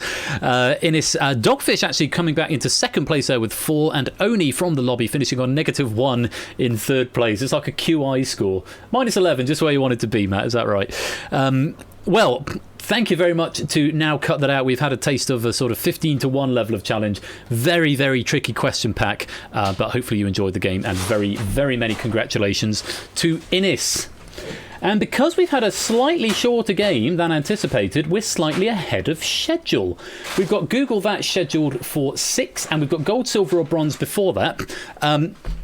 So I'm going to take this opportunity just to do a quick plug, and then I might just stretch my legs for 10 minutes. I'll put gold, silver or bronze on probably at the scheduled time in about 10 minutes, and then all will be well.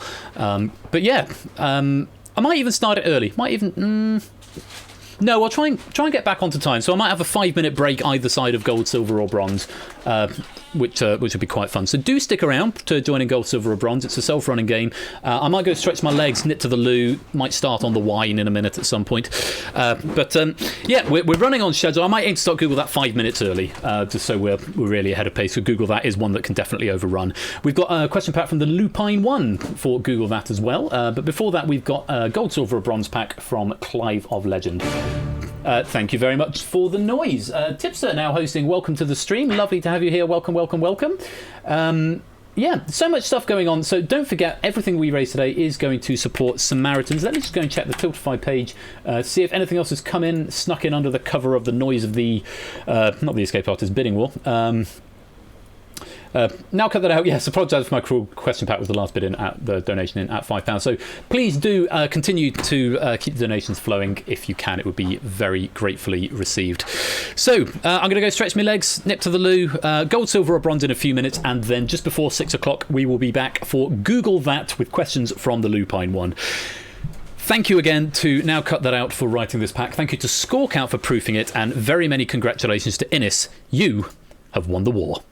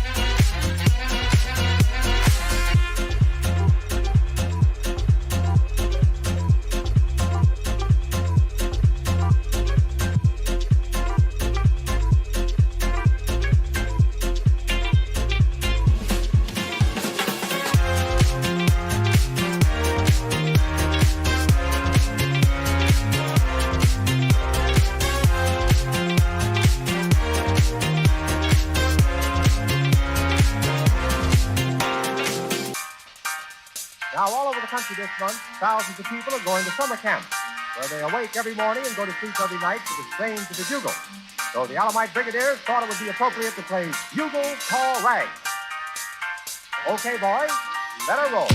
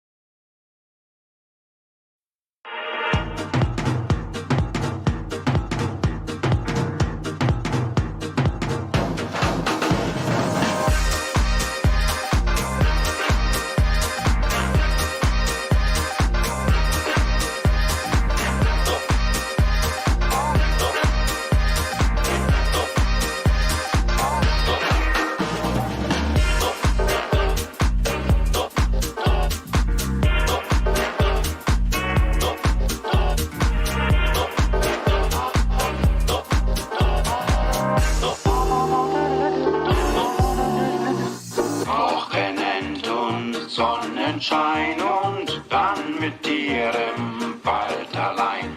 Weiter brauch ich nichts zum Glücklichsein. Wochenend und Sonnenschein.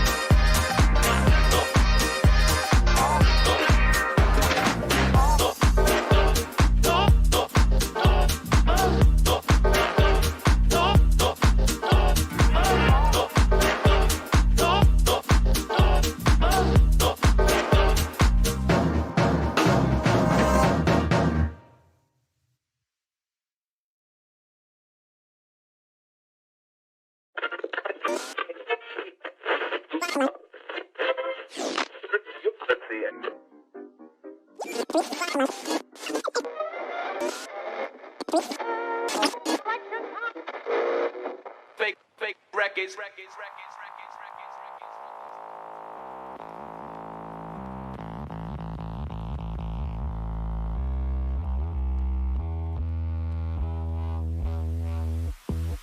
One thing about music is it can't be pigeonholed. Whether it's brand new or it's old, there's more than one era that's cold. And we're combining them. Two genres, decades apart, but we're uniting them. Then we mix them together to make something better. Even Dead Prez ain't denying it, but I didn't want to do this all on my own. So assembled a team of like-minded friends, the finest musical minds I can find. We've proved it time and time again. We're all established artists in our own right, but aligned and multiplied by 10. So for now I'm gonna say bye-bye to the solo life like Kylo Ren. Yeah, we got the scene on lock, kings of this thing like BB was. In a speakeasy doing cheeky shots, till we go blinder than the peaky mob. Anything that you might need, we've got. A guy called Pie with a sweet beatbox, but he's not the type that you want to buy. Like the ones on Fleet Street by Sweeney Todd. So if you want the sickest spitting, record spinning, singing, swinging, then we'll be the bringers of enjoyment. But then if you're a Brit, twisted critic sitting, dissing, wishing we were quitting quicker, then you will be disappointed. We're bigger than hip hop, hip hop, hip hop. Why? 'Cause this right here is swing hard, swing hard, swing hard, swing hard. We love Biggie Smalls, we love Duke Ellington, we love it all. From jump up hip hop to Lindy Hop in the Old Town Hall.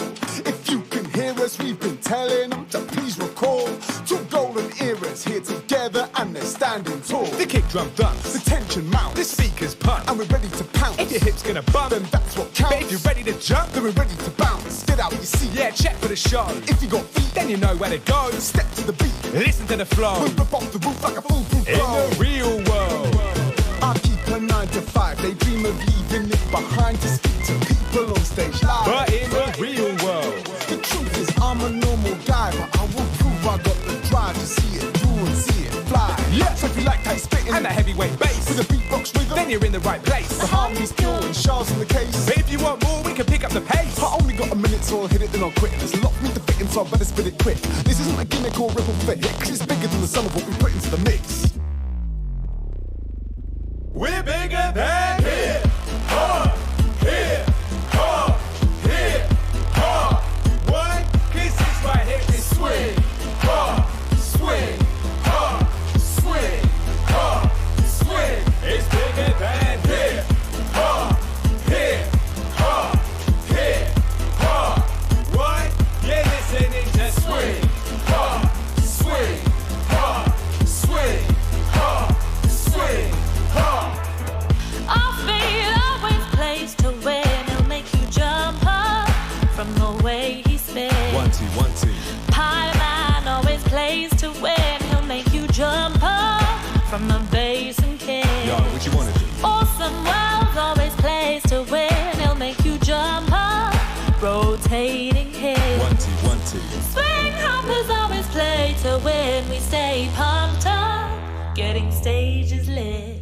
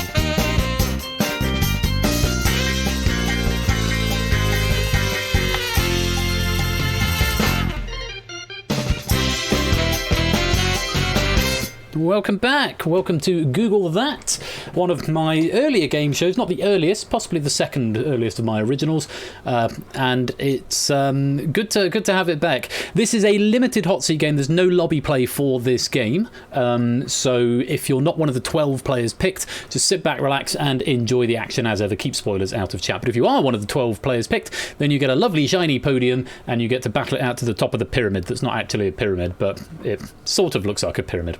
Anyway, congratulations to our players in gold, silver or bronze. I did look at who won and then immediately forgot. Let me scroll back up and I will say Innis won the silver, Now Cut That Out won the gold, Procyon won the bronze, and I've absolutely no idea why I've said it in that order.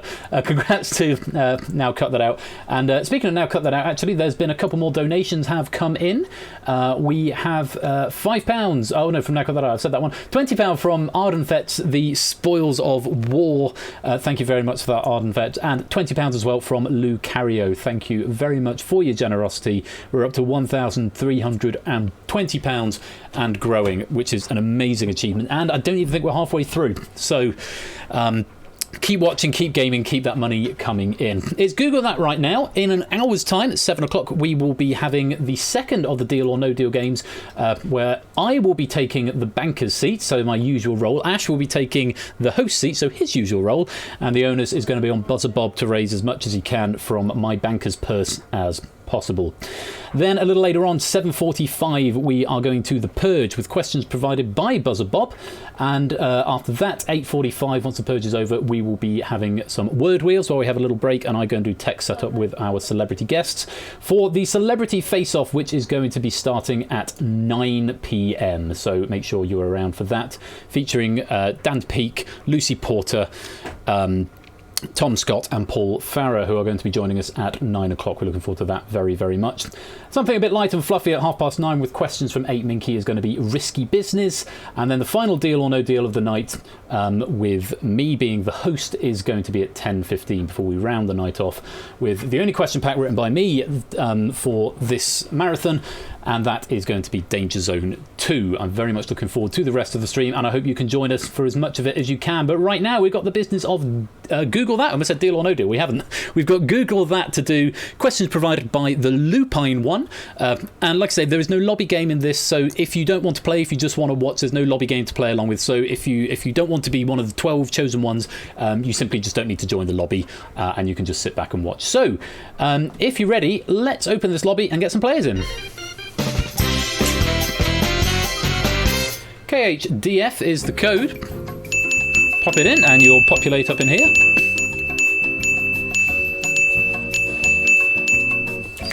Like I say, there's no self-exclusion list here, so if you don't want to get onto the hubs, you don't need a microphone or anything for this game, but if you don't want to play, if you just want to watch, that's completely fine. Just sit back and enjoy. So this is a fun game. It's pretty wacky. It's pretty cray-cray. I don't know. I'm never going to say cray-cray again. Please forgive me. It's got a bit of a weird format. There's different rounds as it goes on. So this is a track that I took from YouTube, I think, Innes, which is probably just a generic one. What are we, 7 across on this? Yes, 7, 14, 21, 28. We're up to 30 so far. Last time we played this, we got down to the next row, which was very exciting. But do pop your way towards the game if you would like to play Google That tonight. Again, all the answers are whispered to Persephone's Twitch bot, and you need to keep your eye on the chat because the chat is going to be the ruling party if you've got a little bit of latency going on. It tends to buffer a little bit faster if you're watching on on a browser rather than in the app or on a mobile app or something. So something to bear in mind. CSD's Kevin McLeod. It does sound like it could be a Kevin McLeod, yeah. CSD. What's CSD? I don't know what. Did I say CSD? Cook serve delicious. Oh, I see. Cook serve delicious. Maybe. Could be. Anyway, 28, 29, 30, 31, 32, 33 in the lobby so far. I'm going to give the loop one more round because it's about a minute long and it is still 3 minutes before 6. So not that I'm just burning time for the sake of it. Obviously, we're trying to aim for 9 o'clock and other things will invariably run over. But we've made up that time thanks to Now Cut That Out Bidding War question pack. Chopped off a few questions. So there'll be a handful of questions in there, Now Cut That Out, that you will be able to use again. Just to say over the top of this, if you enjoy what's happening today and you're not regularly a member here, I stream interactive game shows on Tuesdays and Saturday nights at 8 o'clock PM GMT. Tuesdays is dedicated to remakes of original games, so we do Countdown, Deal or No Deal, of course, as you've seen, Who Wants to Be a Millionaire, and look at your stream deck, Ben, you've got them all printed there. The Code, Wheel of Fortune, Blockbusters, and I've got a new one going for gold, which is currently cooking at the moment. And then Saturday's given over to originals, which are the games that we're celebrating today. So everything that you've seen today, we play on a regular basis on Saturday night. So if you do like what you see, you can come and join the Discord with that little link there. It'd be lovely to have you. Do come and hang out with us. And yeah, I hope to see you along on a Saturday night in the future. This is the Season 2 finale. Season 3 is starting on Tuesday and is going to feature the Face-Off tournament, which has been drawn and we're looking forward to very, very much. That's the end of the sting. I did say I'll give it until there, so let's lock the lobby and pick our 12 players.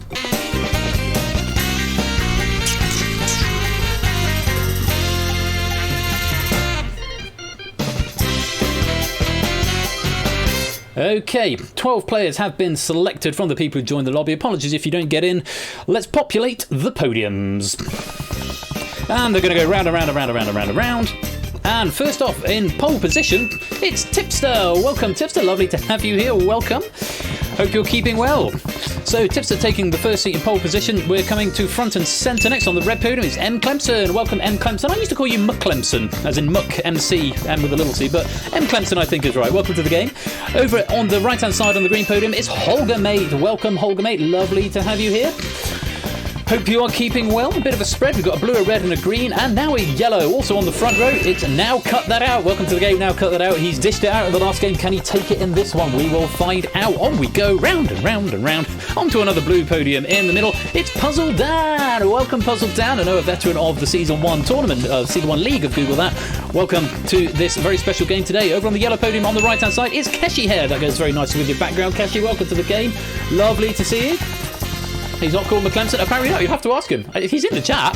Red podium in the centre next. It's Matt the ref. Hopefully he's not going to be showing us any red cards or himself a red card. If he ends up on negative points, we'll find out. Welcome to the game, Matt.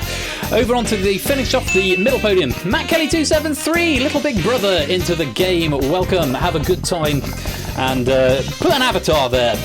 Onto the front row then, on the blue podium, Pinecones 53. Welcome, Pinecones. Remember, keep your eye on the chat, because that's where the questions are going to be. You must keep your eye on the chat. Welcome to the game. Jeremy Corbin Corner then, on the green podium is Samsa. Lovely to have you here, Samsa. Welcome. Quite a few maps. There are a number of maps going on in this game at the moment, aren't there? 2 more to fill. The yellow podium at the back right is Listwitz. Lovely to have you here, Listwitz. Welcome to the game. And finally, in the gliding over all position, podium number 1, it's Tyson Bain. Welcome, Tyson. Good to have you here. I hope you're all ready to play Google That tonight. So those are our dynamic dozen, and they're the 12 we're going to be playing. If you weren't picked, I'm sorry, but there is only room for 12 in this game, because as you will see, the nature of the game, it doesn't quite lend itself to having a lobby game. A couple of rounds do, but certainly not all of them. Thinking particularly of round 3, which we'll look at when we get there. So all of the answers are whispered to Persephone's Twitch bot, as has been the trend for the rest of the evening, or day. If you want your avatar to speak like you just saw Keshi and like Matt's doing now, it's exclamation mark followed by a regular message, exclamation mark followed by a message into the regular chat. So avatar speak is regular chat, answering is in the Twitch chat. Don't get them mixed up, because anything that you write as an answer in the public chat will not be processed and will be deleted by a moderator. The rules are a little complicated for each of the rounds. It starts simple and it starts to build up from there. So the very best of luck to you all, and a reminder that this is Lupine 1's question pack. So let's go to round number 1. So I know we've got a few new players in here, as well as a couple of vets from the days of old. Round 1 is the early bird. You have to answer the multiple choice question. The question will appear in the chat first. As I keep saying, I'm banging that drum quite a lot, because I know we've got new people here and it might be a new experience for you. You've got to whisper A, B, C or D, just the letter of the answer to Persephone's Twitch bot. Only the first 5 correct players will score, and they'll get 10, 8, 6, 4 and 2 points respectively. If no points, if you're wrong or you answer too slowly. There's some instructions there on how to whisper to the bot. Make sure you've got her up in your whispers is the best way to do it. There's 5 questions in the round, and so a maximum of 50 points available. It's the early bird. Best of luck to all of you. The question will come up in the chat, and then whispering A, B, C or D to the bot, depending what you think the answer is. It says 10 seconds, but it doesn't start for the first 5, so you've actually got 15 seconds to get an answer in. Very best of luck to you all. Here comes question number 1. German sportswear brand Adidas markets itself as the brand with how many stripes? The 2 stripes, the 5 stripes, the 4 stripes, the 3 stripes.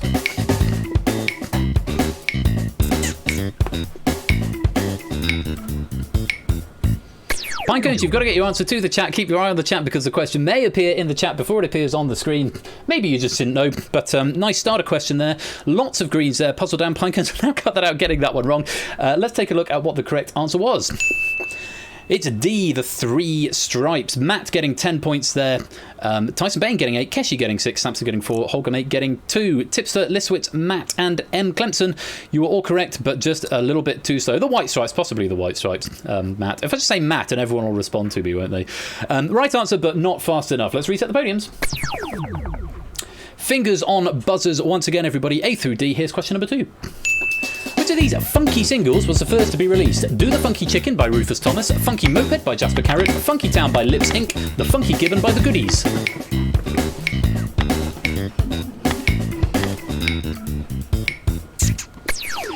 Oh, not quite as popular a question there. Exactly 5 players getting it right. They're going to get points. The correct answer was Do the Funky Chicken by Rufus Thomas. Now cut that out, making up for not getting any points on the last one with 10 points. Tyson Bain getting 8, Holger Mate getting 6, Tipster getting 4, and Puzzled Dan getting 2. And everyone else incorrect or not getting an answer in. Let's reset the podiums. And we'll go on. Question number 3, same form, A, B, C or D. Keep your eye on the chat, because that's where the question is. And you might as well have a guess, because it's multiple choice. Here we go. Question 3. Which of these airlines is not based in Europe? Lot, Anna, TAP or Klum? This is LOTANATAP I suppose. Just a bit slow, Pinecones. Yeah, it's a tricky game. You've got to think quickly. Got to think quickly. Again, exactly 5 players getting the correct answer. Let's find out what the answer was. It's ANA, which is I don't know. Someone who was a professional of this would have looked that up beforehand. Keshi Head getting the correct answer first there for 10. Tyson Bain getting 8. Now cut that out, getting 6. Holger Mates getting 4. And Samstad getting 2. Let's reset the podiums. Question number 4. Japan. Thank you, Hodders. Knew someone in the chat would know. Oh, the chat window's doing something funny. Refresh the stream. Let's get that refreshed and hopefully it'll come back to life. It's just having a little moment. Right, question number 4. Fingers on buzzers, gang. Here it comes. Which of these Cambridge University colleges shares its name with an Oxford University college? King's College, Sydney Sussex College, Trinity College, Clare College. This came up in a different question pack fairly recently in one of my games. There we go. All 12 have got an answer in. Were they correct? Let's have a look. Exactly 5 again. Pinecone's finding the first answer and getting it correct. Very well done. You're going to get some points on the board, as is M. Clemson and Listwitz. This trick is to guess quickly. Yes, the trick is to guess quickly, Matt. Let's take a look at the correct answer. It's Trinity College, Cambridge, and Trinity College, Oxford, of course. M. Clemson was the fastest, getting 10 points. Tyson Bain getting another 8 points. Tipster getting 6, Listwitz getting 4, and Pinecones getting themselves 2. Matt Kelly, 273, the only player yet to get any points. Bad luck, mate. It's all right. So it's plenty of time left in the game. And one more question in this round. Let's reset the podiums. And here comes question number 5. Which of tennis's 4 Grand Slam events did not take place in 2020? French Open, Wimbledon, Australian Open, or the US Open?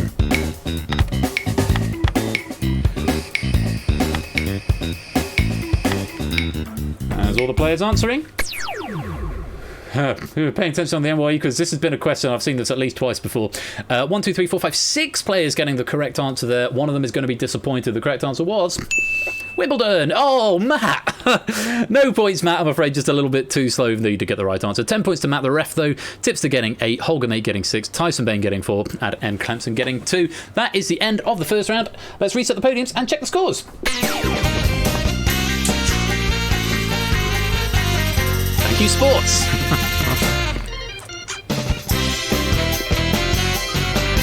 So a solid start there for Tyson Bain, who goes into pole position with 36. Matt the ref gliding overall with 20. Tipster is in third with 18. Tying with Holger Mate. I'm not quite sure how Tipster... I thought it alphabetised. No, maybe it doesn't alphabetise in this game. I think it's just random. Tipster and Holger Mate, you're on the same score, but Tipster's got the podium. Keshi and now cut that out both on 16. M. Clemson's on 12. Samster's on 6. Listwitz on 4. Puzzle Dan and Pinecone's on 2.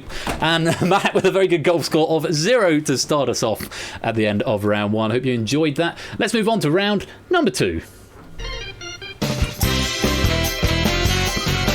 Okay, the rules are going to start to get a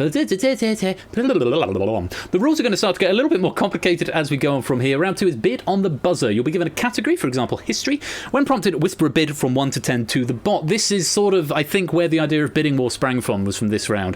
Who's peekaboo? Who is that? Who's peekabooing? I can't remember who's in the middle podium, despite just saying it. It's Matt the ref. Of course it's Matt the ref. Why wouldn't it be? So, whisper a bid from 1 to 10 to the bot. You can bid more than your current score, but you can go into negative points, so bear that in mind. This is the number of your points you're risking on this question. Only the 6 highest bidders will be in play for the question. Again, the category or question will appear in the chat first. Thank you, everybody. If you're in play, whisper your answer to the bot. Answer first and correctly, you get 10 points. Nice and easy. If you're wrong, or if nobody who is in play answers, then you lose those points that were risked. And additionally, if you give a wrong answer, players who weren't in play get a 5-point bonus. So you can accrue a lot of points by just sitting back and not doing anything. But remember, if you want a chance to get into the question for the 10 points, you've got to bid high. Only the 6 highest bidders will be eligible to answer. Everyone else will be frozen out. Hopefully that makes sense. There's 5 questions in the round, and again, a maximum of 50 points available. Though, unless someone gets it wrong, only one player is getting 10 points for getting it right. Right. Hopefully that is all relatively clear. So, you have to bid before each category, 1 to 10, and the higher you bid, the more likely you are to get a chance to answer the question later on. Fingers on buzzers then. Here comes category number 1. Entertainment, that's entertainment. Sorry. Oh, if you don't get a bid in, you get a default bid of 1, which means you're very unlikely to be able to answer the question. So, a couple of people abstaining there. We've got a tie here because we have got 8 people eligible for this question. We've got Keshi and Samster bidding 8, M. Clemson's bid 7, Matt's bid 6, and then 4 people bidding 5, Tyson, Holger, now cut that out, and Puzzle Dan. If you're yellow, you're eligible. If you're blue, you're not. But that means that if someone bids in, buzzes and gets it wrong, then you will get a 5-point bonus. If no one answers from the eligible players, then you all lose your stakes. Good luck. Here comes question number 1. The presenter of NBC's 2020 series of Weakest Link voiced Sergeant Calhoun in which 2012 animated movie? M. Clemson is in. And saying Wreck-It Ralph. I'm going to call that a typo. Is it Wreck-It Ralph? Certainly is, and the computer's allowed it. Well done, M. Clemson, getting yourself 10 points. Bad luck if you were in there, but didn't get to the buzzer in time. M. Clemson getting those 10 points. Well played. Let's reset the podiums. On we go then. Category number 2. Take a look at this. Bidding from 1 to 10. Take a look. History. Get your bids in.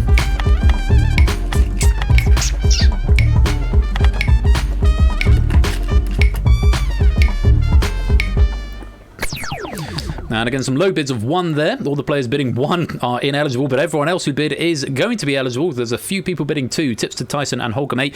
That's all you stand to lose if you get it wrong, but you never know. You might get it right. High bid there from Now Cut That Out and Samster bidding 5. Good luck. Take a look at question number 2. When Queen Victoria was named Empress of India in 1876, what position did the person who gave her that title hold? Someone buzz? Nobody buzzing. Wow. I'm now going to look to the chat to see if anyone attempted to buzz. Did anyone attempt to buzz? I guess not. No free points because no one buzzed. Yeah, Prime Minister or Viceroy was the answer there, Jack Wilfred. No, you don't get pity points in this one, I'm afraid, because nobody answered. It means that everyone who was in loses their stake, but you don't get that 5-point bonus, unfortunately. Interesting question with a relatively straightforward answer, and I always worry whenever no one buzzes that my internet's died, but it doesn't look like it because the chat's still going. The correct answer was British Prime Minister. Prime Minister would also have been accepted for that. So all of you who are in there are losing your stakes. Very bad luck indeed, but no pity points because it wasn't a wrong answer, it was a timeout. You only get the pity points if someone buzzes and gets it wrong. Bad luck. Let's reset the podiums and move on to category number 3. Take a look at this. Sport. 1 to 10.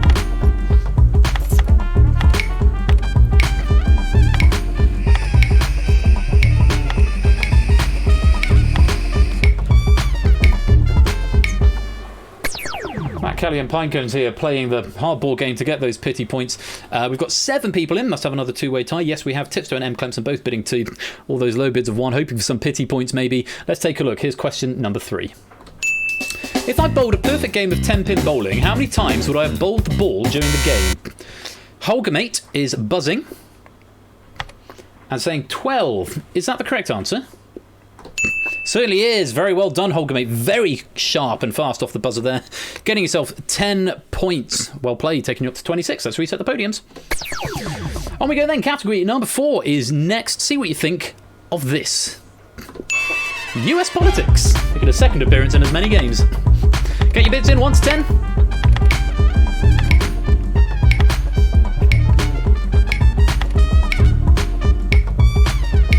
All of the nope from Matt. And the no-et from Tyson Bain. Just the 6 players in this time. Now Cut That Out and Puzzle Dan going for 5. Holger, mate, and Listwitz and M. Clemson and Matt Kelly all going for 4. All 6 of you are eligible. Take a look at this.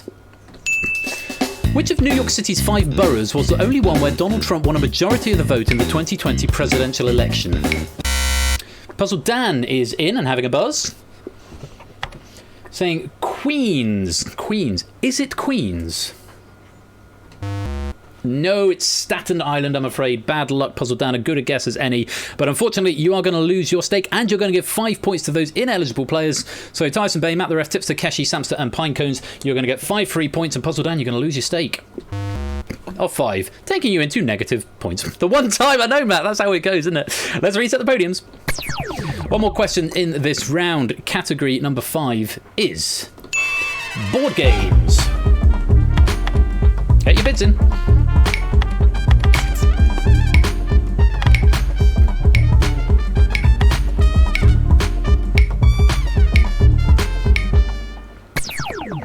And we've got a great mass of players. A lot of high bids there. A low bid of 3 from Holgamate doesn't quite get you in. And abstention of bidding from Pinecones. I'm going to say Pinecones, can you, if you could sort of keep your eye on the chat to actually actively take part in the game. I just get slightly funny about this when it's a limited game, because it means you're taking up a spot that someone else could take if you're not going to be active in the game. It feels a bit sort of slightly selfish. So just keep your eye on the chat. I'd appreciate that. And I'm sure other people would as well. 10-point bid from Keshi here. There are 10 people eligible to answer this question, so very best of luck. Here's question number 5. In the English language version of Scrabble, which of the letter tiles which show up only once in the set of 100 is worth the fewest points? Keshi's having a go. He's saying K for potassium. Is that the right answer? Well played, Keshi. Yes, K is only worth 5. There's only 1 K in a Scrabble set, and it is worth the fewest amount of points of the ones that only appear once. It is the letter K, worth 5 points. Very well played. 10 points to you. And that concludes round number 2.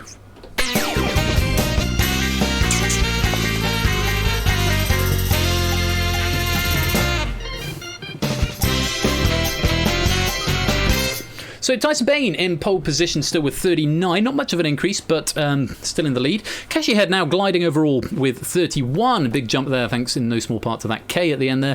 Holgamate moves into 3rd with 26. Matt the Ref and Tipster both tied up on 21. M. Clemson's got 19. Now Cut That Out has got 11. Pinecone's on 7. Samster on 6. Listwitz on 1. Matt is still yet to score, and Puzzle Dan owes us 3 points.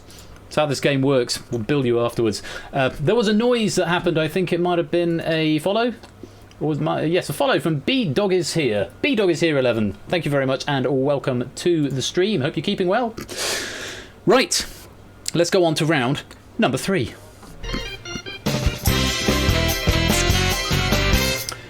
Probably my favourite round in the game, but also one that takes the longest to mark due to its very nature. Round 3 is Taboo. You need to name something that fits a given category, for example, capital cities in Asia. Whisper one answer and one answer only to Persephone's Twitch spot. You score 10 points for giving a unique correct answer. Answers given by 2, 3, 4, 5 or more players score 6, 4, 2 or 0 points respectively. This is the round that makes it so that it can't be massively multiplayer because of, although now I've said that, I could possibly do a lobby game for every round but this. Leave that with me. It's something I'll think about. No points, of course, if the answer doesn't fit in with the category.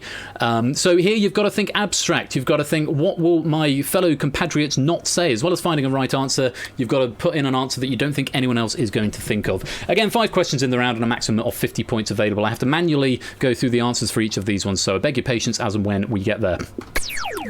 Things on buzzers end. There's no bidding in this round. Just get your answer, and it's the full answer to Persephone's Twitch bot. Get ready. Here comes question number 1. Name a host or judge, past or present, on the Great British Bake Off, not including celebrity or professional editions.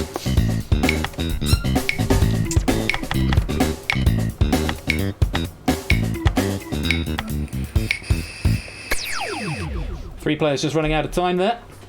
Let's take a look and see what you said.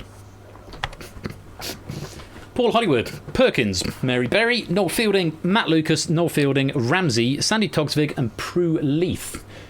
So the computer is telling me 1, 2, 7, 8 and 9 are wrong. Let's have a look. 1 didn't get an answer. Perkins, Perkins as in Sue Perkins. No, I'm inclined to accept that because the surname is fine, so let me take you off that list there. 7890, 7890, that's fine. Hang on, 4. There we go. So Holgamate, I'm taking you off that list. Perkins is fine.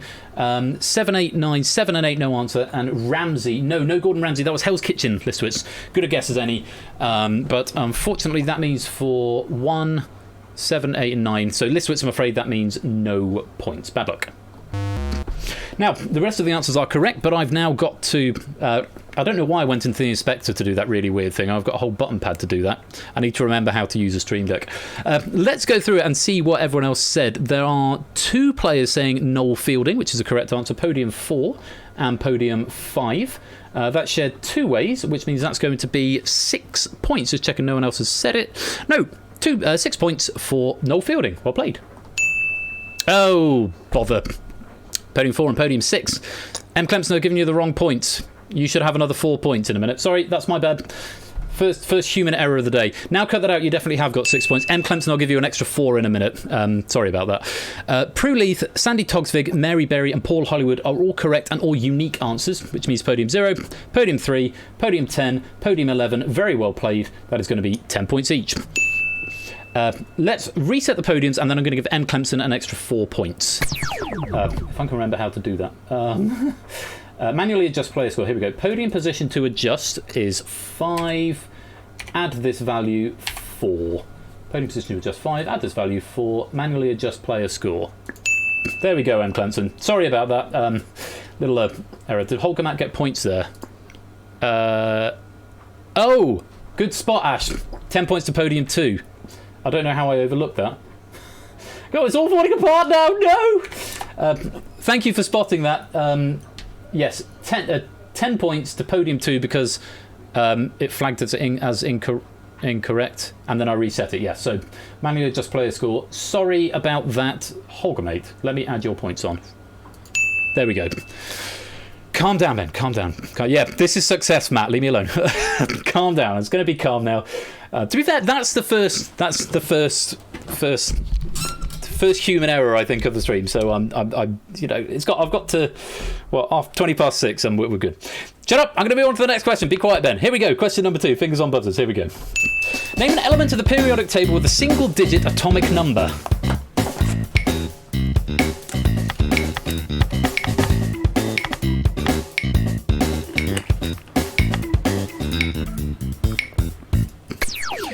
Pinecones are now cut that out, not getting an answer in. Let me have a look at what the computer is saying. I didn't go through the answers to the last question either. I'll make sure to remember to do that. I was distracted by all the scores going, yeah. Players towards 0 to none. So I haven't pressed the answer button yet. Let's take a look at the answers. I've completely forgot my workflow. I've been knocked off course. Get back in the game, then. Get back in the game. Right, here we go.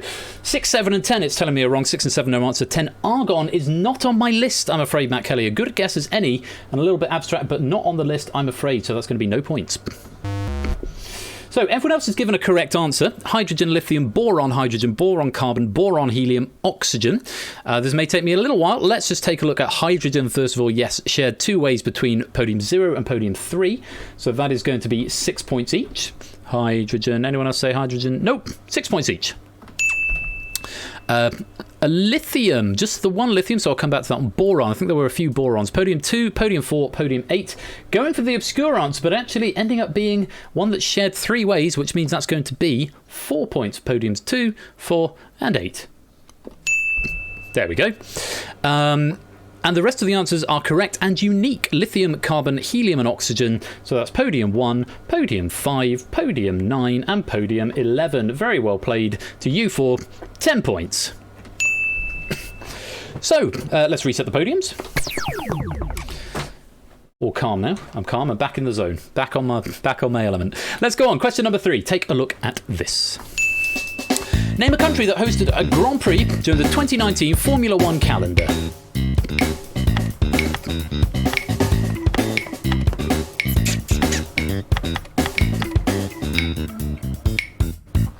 Got a choice of 21 here. Most players getting in an answer there. Let's take a look and see what you said. We've got France, Azerbaijan, Singapore, Hungary, France, Azerbaijan, Australia, Japan, Monaco, Saudi Arabia. Kessie and M. Clemson thinking they're going for the unique answer there. 6, 7 and 11 are wrong. Saudi might just be the typo that's been not caught there. Saudi Arabia is not actually on my list. Puzzled down. Let me just double check it once more. Australia, Bahrain, China, Azerbaijan, Spain, Monaco, Canada, France. I didn't go through the answer on the last question either. No, Saudi Arabia is actually a wrong answer. It's coming in 2021, but as of right now is not the right answer. So I'm afraid, Puzzled down, that is no points. Now, all the rest of the answers are correct. Let's take a look at what you said. 2 people saying France on 0 and 4. That's a start. 2 people saying Azerbaijan on 1 and 5. Singapore, Hungary, Australia, Japan and Monaco. So I think it's just those 2 answers shared 2 ways, which is going to be 6 points each, Azerbaijan and France. And then Singapore, Hungary, Australia, Japan and Monaco, all correct, all unique. Podium 2, Podium 3, Podium 8, Podium 9, Podium 10. Very well played. 10 points each. And a great big noise there means I think we've had another subscriber. Theory of Game, thank you very much for the 6-month Prime subscription. Thank you for continuing to support the channel here. And lovely to have you with us. Correct answers you could have there. Australia, Bahrain, China, Azerbaijan, Spain, Monaco, Canada, France, Austria, United Kingdom, Germany, Hungary, Belgium, Italy, Singapore, Russia, Japan, Mexico, United States, Brazil, and the UAE, United Arab Emirates. Very good. Let's go to the next question. Let's reset the podiums. So, those are the scores as they stand. We'll rejig you at the end of the round. For now, here is question number 4. Name one of the members of the Fellowship of the Ring in J.R.R. Tolkien's The Lord of the Rings.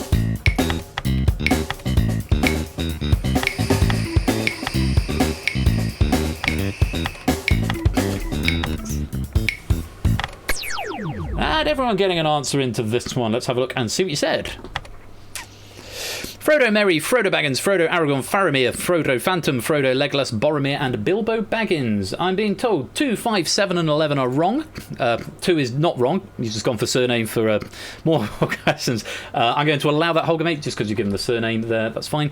Faramir was not a member of the Fellowship. Phantom, not sure where we're going with that, Pinecones, but that's not the right answer either. And Bilbo was not a part of the Fellowship of the Ring, Puzzle Dan, unfortunately. So unfortunately for you guys, it's going to be no points. Now, let's take a look at everything else. Frodo's, first of all, 0.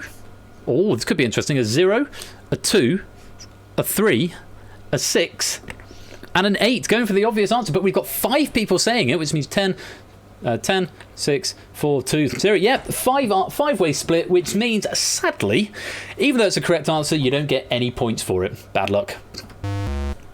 No points for Frodo, not today. Merry, Aragorn, we've already had I'm surprised no one said it. We had it in, was it earlier in this game? Or was it Pippin? No, it was in Gold, Silver and Bronze. Pippin was the answer. No one's saying it, but Merry, Aragorn, Legolas and Boromir, all correct answers there. So Podium 1, Podium 4, Podium 9, Podium 10, all correct, all unique, very well played, 10 points each. Nicely done. Let's reset the podiums. One more question in this round. Fingers on buzzers, gang. Here comes question number 5. Name one of the 10 most populous cities in the state of California according to the 2010 US Census.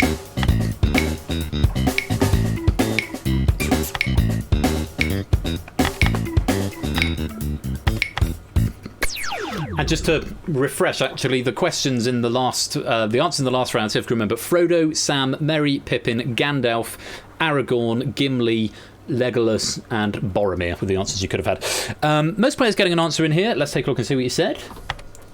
I'm being told 3, 4, 7, 8 and 11 are wrong. New York is not in California. New York is in New York, Matt. Bad luck. 4 is wrong. 4 is no answer, rather. Likewise, 7, 8 and 11. Sorry, Matt, no points for New York. Everything else is a correct answer. San Francisco, Sacramento, San Jose and Los Angeles. How many Sacramentos? 1, 2, 3, 4. So you're going to get some points there. Podium 1, Podium 2, Podium 5 and Podium 6. Only 2 of them because it's shared 4 ways, but 2 points is better than nothing. And Los Angeles, San Jose and San Francisco are all correct and all unique. So Podium 0, Podium 9 and Podium 10. Very well played. That's going to be another 10 points each. Answers you could have had there, assuming this is possibly in order of size: Los Angeles, San Diego, San Jose, San Francisco, Fresno, Sacramento, Long Beach, Oakland, Bakersfield and Anaheim. Can you query something, Matt the ref? Well, I get the feeling you're going to. Can you query it with a moderator? I can always do points after the fact. That's the end of question number 5. Let's reset the podiums and check out the scores. Okay, mate.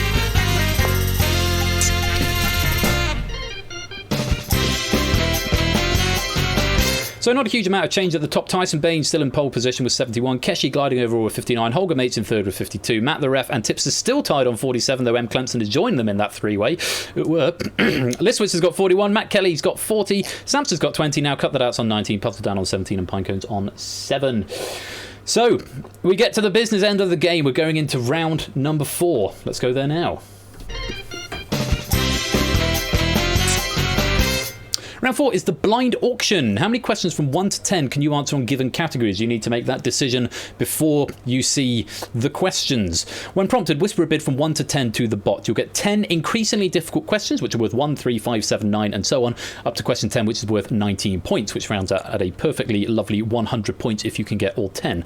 Don't answer if you don't want to try the current question, because tactically you can choose to wait for more valuable questions. If you think back to the escape artist earlier on, it's a bit like that in a way. Once you achieve your bid, you bank your points and are frozen out of the rest of the round. So once you've answered the allotment of questions that you've said you're going to bid for, then you're frozen out of the rest of the round, but you get those points there banked and safe. Failing to meet your bid, though, loses all points from this round. So if you go in and bid 9 on the first question when the categories are shown, and then you get the first question wrong, you're frozen out and you can't get any points at all for the round. And beware, because if you get an answer wrong, it doesn't immediately knock you out, but it will increase your bid by 1.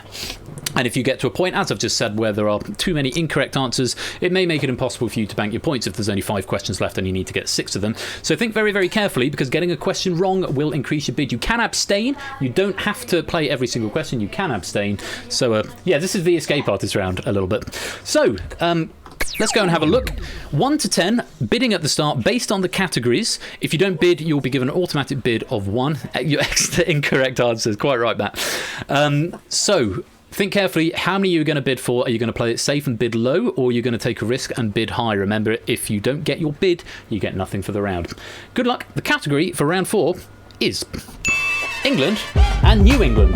And the questions will alternate between these. So the first question will be on England, the next question on New England, and so on. Get your bids in 1 to 10. Got to get your bids in now. And all players have bid. Smattering here. Ooh, okay, some interesting bids here. 4 each for Tyson and Keshi. Holger Mate's bidding 5, Matt's bidding 6, which is bold. Tips are going for 5, M. Clemson going for 4, Listowitz going for 3, Matt Kelly going for 3, Samster's going for 7, that's a huge bid. Now Cut That Out going for 4, Puzzle Dan going for 3, and Pinecone's just going for the 2. Remember, if you get one wrong, you get an extra pip, and you want to lose the pips, that's what you want to do. First question, they get harder as they go on. There are 10 questions remaining. This first question is worth a single point. Good luck, take a look at this. Buckingham Palace, Marble Arch, Nelson's Column, and Cleopatra's Needle are all landmarks that can be found in which city? Remember, you don't have to answer. If you've got a lot of pips, you might want to shed them. If you've not got many, you might want to wait until later on. Just Pinecone's sitting this one out. Most players attempting this one for a single point, and the correct answer is London. Of course it is. Everyone who attempted getting it right and losing a pip. Very well played. Let's go on to the next question. Let's reset the podiums. 3 points if you get this next one. Remember, those points are not added on. They're stored in temporary data, but until you bank, and when you bank, they'll be added onto your score. But you've got to clear those pips first. Question number 2 is worth 3 points. Remember, you don't have to answer. You can wait until more valuable questions later on, but of course they do get harder. Question number 2 is worth 3 points. Here it is. In which modern day state is Plymouth Rock, where the Mayflower Pilgrims made landfall in 1620?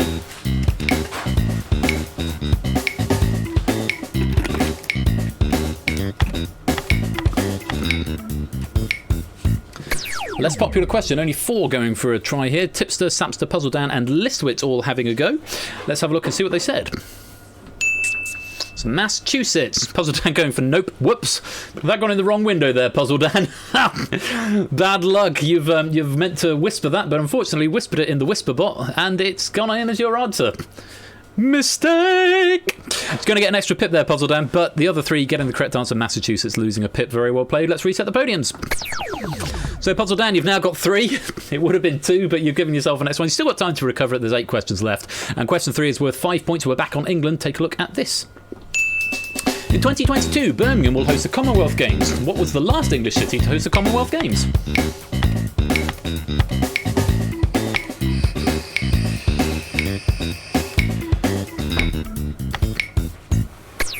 Now, I didn't proof this pack, so I'm not sure what the answer is. I trust Panda, who did proof it implicitly. I think the 3 may have been a mistake. I think the answer is Manchester, but let's find out. What is the answer? It is Manchester. I'm glad I knew that. Puzzle Dan going for Glasgow. Last time I checked, not in England. It was specifically England and New England rather than the UK and the New England. But very well done, those of you who attempted that and got it right. Keshi, Holger May, M. Clemson, Matt the Ref, and Samster, you're going to lose a pip. And Puzzle Dan, another wrong answer means you're going to gain another pip, taking you up to 4. Let's reset the podiums. Points are going to climb up now. There's only 7 questions left. 7 points for this next one. High pip counts are with Puzzle Dan, Samster and Matt the Ref, each with 4 pips left. They need 4 out of the next 7. Good luck. Take a look at this. Which New England state is the smallest in the USA by land area?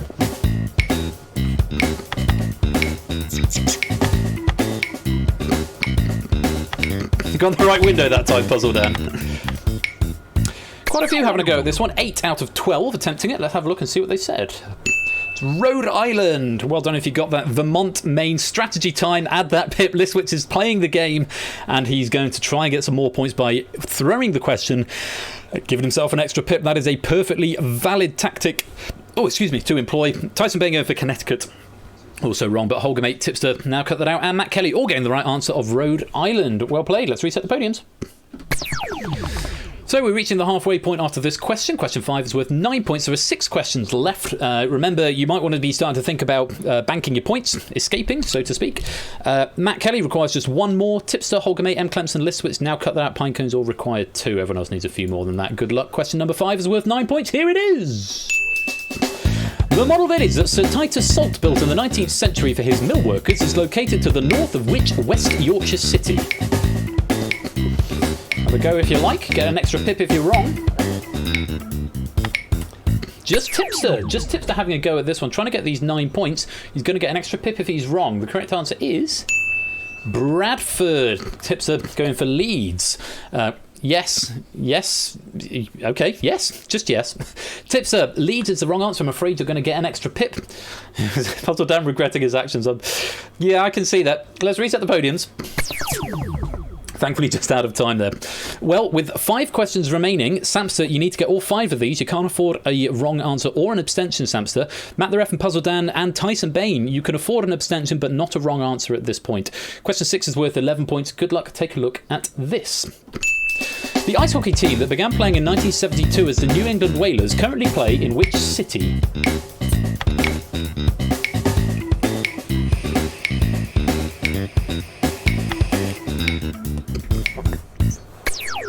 There's 3 answers there. Holgamate now cut that out, and Matt the Ref. Let's take a look. The correct answer is...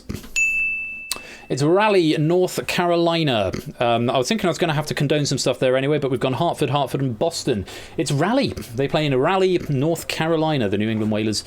From 1972. So bad luck, Holgamate, Matt the Ref, and now cut that out. You're going to earn yourself an extra pip. And Matt, yes indeed, that is going to be the end of your round. You're not going to bank any points for this round. Let's reset the podiums. Samster also banking out this point because there are not enough questions to get his 5. So Samster and Matt the Ref, no points for this round. Very bad luck indeed. So still a few people needing 2. Tyson Bain, Puzzle Dan, you've got to get all of the remaining 4 questions in order to bank any points. Good luck. Take a look at question number 7. It's worth 13 points.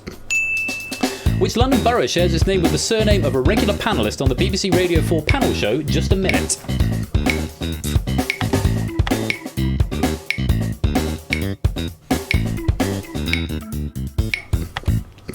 Tyson, M. Clemson and Puzzle Dan all attempting this. Of course, Puzzle Dan and Tyson Bain did need to attempt this. No one else was obligated to attempt this question in order to survive. Let's have a look, see what you said. It's Merton. Goodbye Yellow Brick Road for Puzzle Dan. Unfortunately, that is going to be the end for both Tyson Bain and Puzzle Dan. There are not enough questions left for you to bank your remaining pips, so you get nothing for the round. M. Clemson getting the right answer of Merton. Paul Merton is the regular panellist in question. These are as hard as my question says now. Cut that out. Possibly. M. Clemson down to just a single pip. Let's reset the podiums. So at this point, Keshi, Holgamate, Tipster, now cut that out. You all need to get all 3 of the remaining questions. M. Clemson, you only need 1 of them. Likewise, Matt. Listwitz, Pinecones, you can have any 2 of the next 3. Good luck. Take a look at question number 8. It's worth 15 points. The collegiate sports team of the Ivy League University located in New Haven, Connecticut are known by what nickname?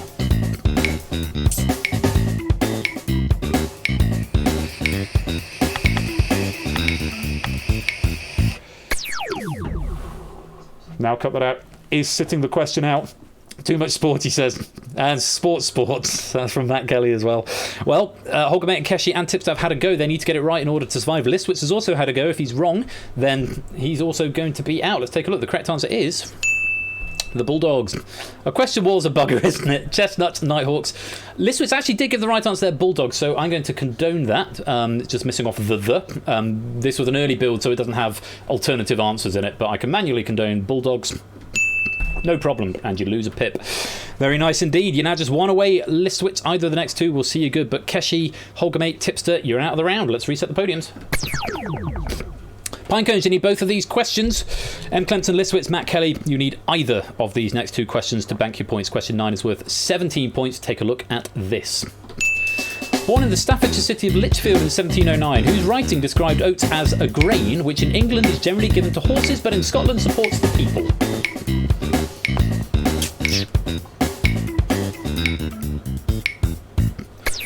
That is a lot to digest on that question, and nobody attempting it. I'm going to wait for the big one at the end. Let's take a look. The correct answer was Samuel Johnson. Samuel Johnson, of course, born in Lichfield. A grain which in England is generally given to horses, but in Scotland supports the people. Pull it all in on question 10. Well, unfortunately, Pinecones isn't going to get that opportunity. You needed 2, and you're now out of time to get 2. So unfortunately, you're eliminated from the round. Let's reset the podiums.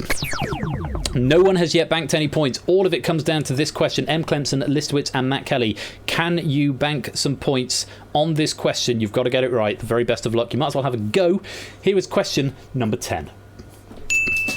Which former president of the United States shares his middle name and surname with the station on Boston's MBTA rapid transit system?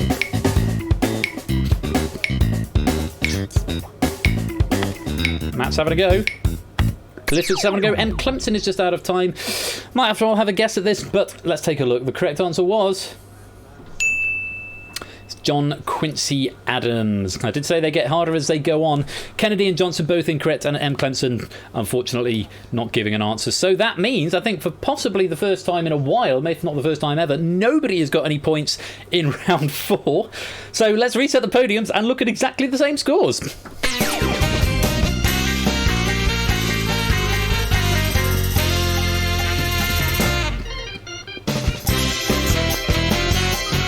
A non-round, yeah. Round 4 becoming a non-event. Nice to see the three-way still going on between Matt the Ref, Tipster, and M. Clemson, all on 47. Tyson Bain still in pole position with 71. Keshi gliding over with 59. Hogaway at 52. Nothing happened. Royal Flush played Blind Auction. Nothing happened. Love the Pokemon reference there, Holger, mate. Listwitz on 41. Matt Kelly is on 40. Just wanted to say Johnson. Samson's got 20 now. Cut that out 19. Puzzle down 17. Pinecones on 7. So that's the end of round 4. There is one more round which can make or break the entire game. Let's go there now. Round 5 is the Big Finish. A category for the Big Finish will be given, for example, art. When prompted, whisper a bid to Persephone's Twitchbot bid any amount of points from 10 up to your current score. When the question appears, whisper your answer to the bot, and I will tell you that this is a one-word answer. This question is a one-word answer. Correct answer, you win points equal to your bid. Wrong answer, you lose points equal to your bid. It's basically Final Jeopardy, all right? So you can wager as many points as you like. Ben is confused. You can wager as many points as you like. If you haven't got 10, then you won't be able to bid, and you will be given a default bid of 10, which means you might end up on negative points at the end of it. You don't have to bid all of your points, but take a look at where you are and decide how many you want to bid, because in theory anybody could still win this game if everyone bids all their points and gets it wrong, apart from the players towards the end. So if Pinecones bids 10 and gets it right, and everyone else bids their maximum and gets it wrong, Pinecones could still win this. So it is very much anybody's game up until this point, but you might want to press your advantage as best you can. So do a little bit of quick calculation to determine who is going, or how many points, how many points you are going to play for the Big Finish. You'll get a category. You need to determine how many points you're going to play based on that category, anything from 10 up to your current score. And then you'll get the question. So I think that's enough time to make some calculations. Very best of luck. You'll have 15 seconds to get your bids in, and if you abstain, then you'll get a default bid of 10. Good luck. The Big Finish category is Pop Music Connections.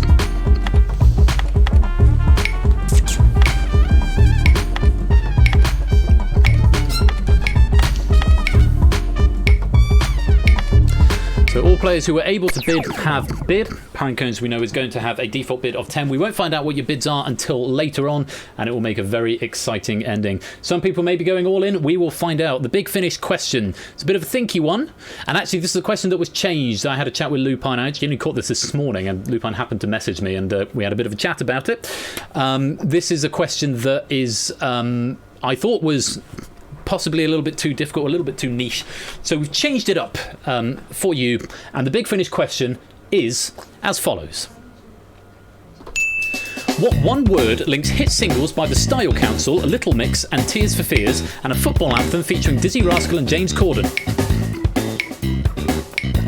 Gotta get an answer in. Gotta get an answer in. Oh, not everyone getting an answer in. Matt Kelly, tips to Rem Clemson and Pinecones. I don't think you got an answer in, which means we know what your fate is going to be. The correct answer, chat, tell us, what was the correct answer? Do you know? Tips has just worked it out now. Ah, heck. Come on, chat. Oni, yes, you're quite right. Shout. Everyone's shouting it in the chat. Shout.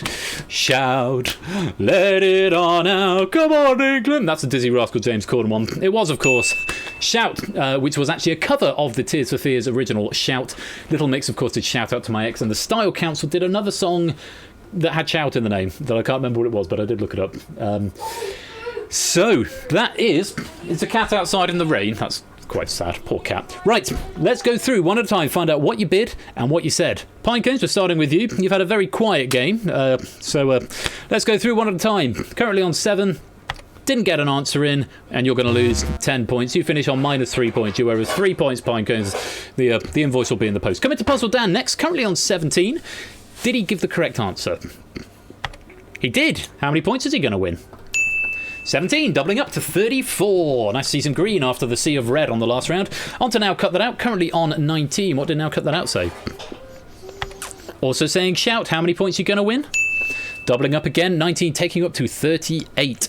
Samster, currently on 20. Did you get the right answer? You certainly did. How many points did you wager? 17, not quite all of them. Didn't want to go home with nothing in case you didn't know the question, but getting up to 37, 1 point behind Now. Cut that out. Labyrinth with my answer too, late and wrong. Well, you're on 40 at the moment, Matt. Did you get an answer in? You didn't. How many points are you going to lose? 20, cutting you in half, taking you down to 20 points. Listwitz, currently on 41. What did you say, Listwitz? Went for horseshoe. Good a guess as any, but not the right answer, so you're going to lose some points. How many? Just 20, taking you down to 21. So the triumvirate of players on 47. Starting with M. Clemson, 47. Did you get the answer in? You didn't, so you're going to lose 42 points, taking that down to 5. Moving on to Tipster. I think Tipster maybe failed to get the answer in as well. He certainly did. How many points are you going to lose, Tipster? 46, going home with 1. Now Cut That Out, currently in the lead of the players who've had a chance to go on 38. Moving on to Matt the Ref, currently on 47. Did you get the right answer in?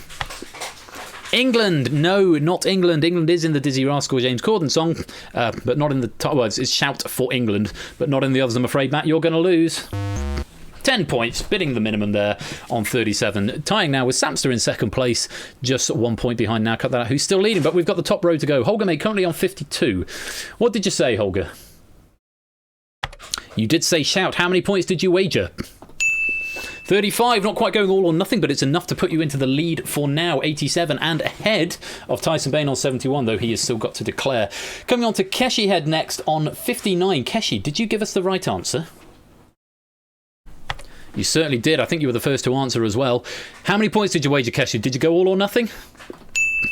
No, you just went for 10, maybe for the memes, but currently moving into third place of the players remaining. Very nice. We've got the meme answer, and it will be, at the moment, it looks like, at the very least, on podium 3, if not a little bit higher. So, Tyson Bain, all eyes on you, currently on 71. You do need to overtake Holger, mate, which means you need to have bid at least 16 and get it right. Currently on 71. What did you say, Tyson? You did say Shout. How many points did you wager? 48, more than enough to comfortably move you into first place and secure that podium, pole position podium, which I think you've had for the majority of the game, not going to lie, finishing with 48 in the final round, taking up to 119. So at the end of that round and that game, the winner with 119 is Tyson Bain.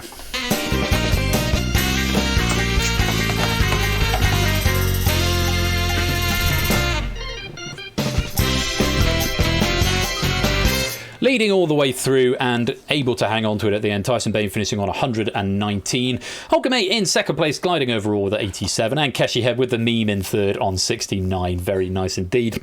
Now cut that out, a very respectable 38 points. Matt and Samster tying up with 37. Puzzle Dan with 34. And our front row favourites, Listwitz with 21. Matt Kelly on 20. M. Clemson on 5. Tipster on 1. And Pinecones owes us 3 points. Well, I hope you've all had fun. That was Google That. If it's your first time playing it or watching it, I hope you enjoyed it. This is one of my earlier ones that I developed this last July, so hopefully you thought it was fun. And if you have enjoyed the game, do make sure to head over to the Tiltify page, which is over there, to donate some money to Samaritans. Really, really good cause. Please do head over there if you've enjoyed the game or the day. But the day does continue. It's only 10 to 7. We're going on until probably around about midnight.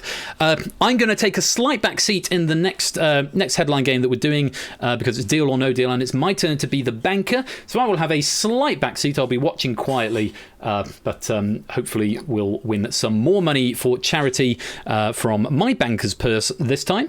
And if indeed you want to match the banker, which is something that we're trying to encourage people to do, match the banker, all the money being raised is being donated to Samaritans through that Tiltify link.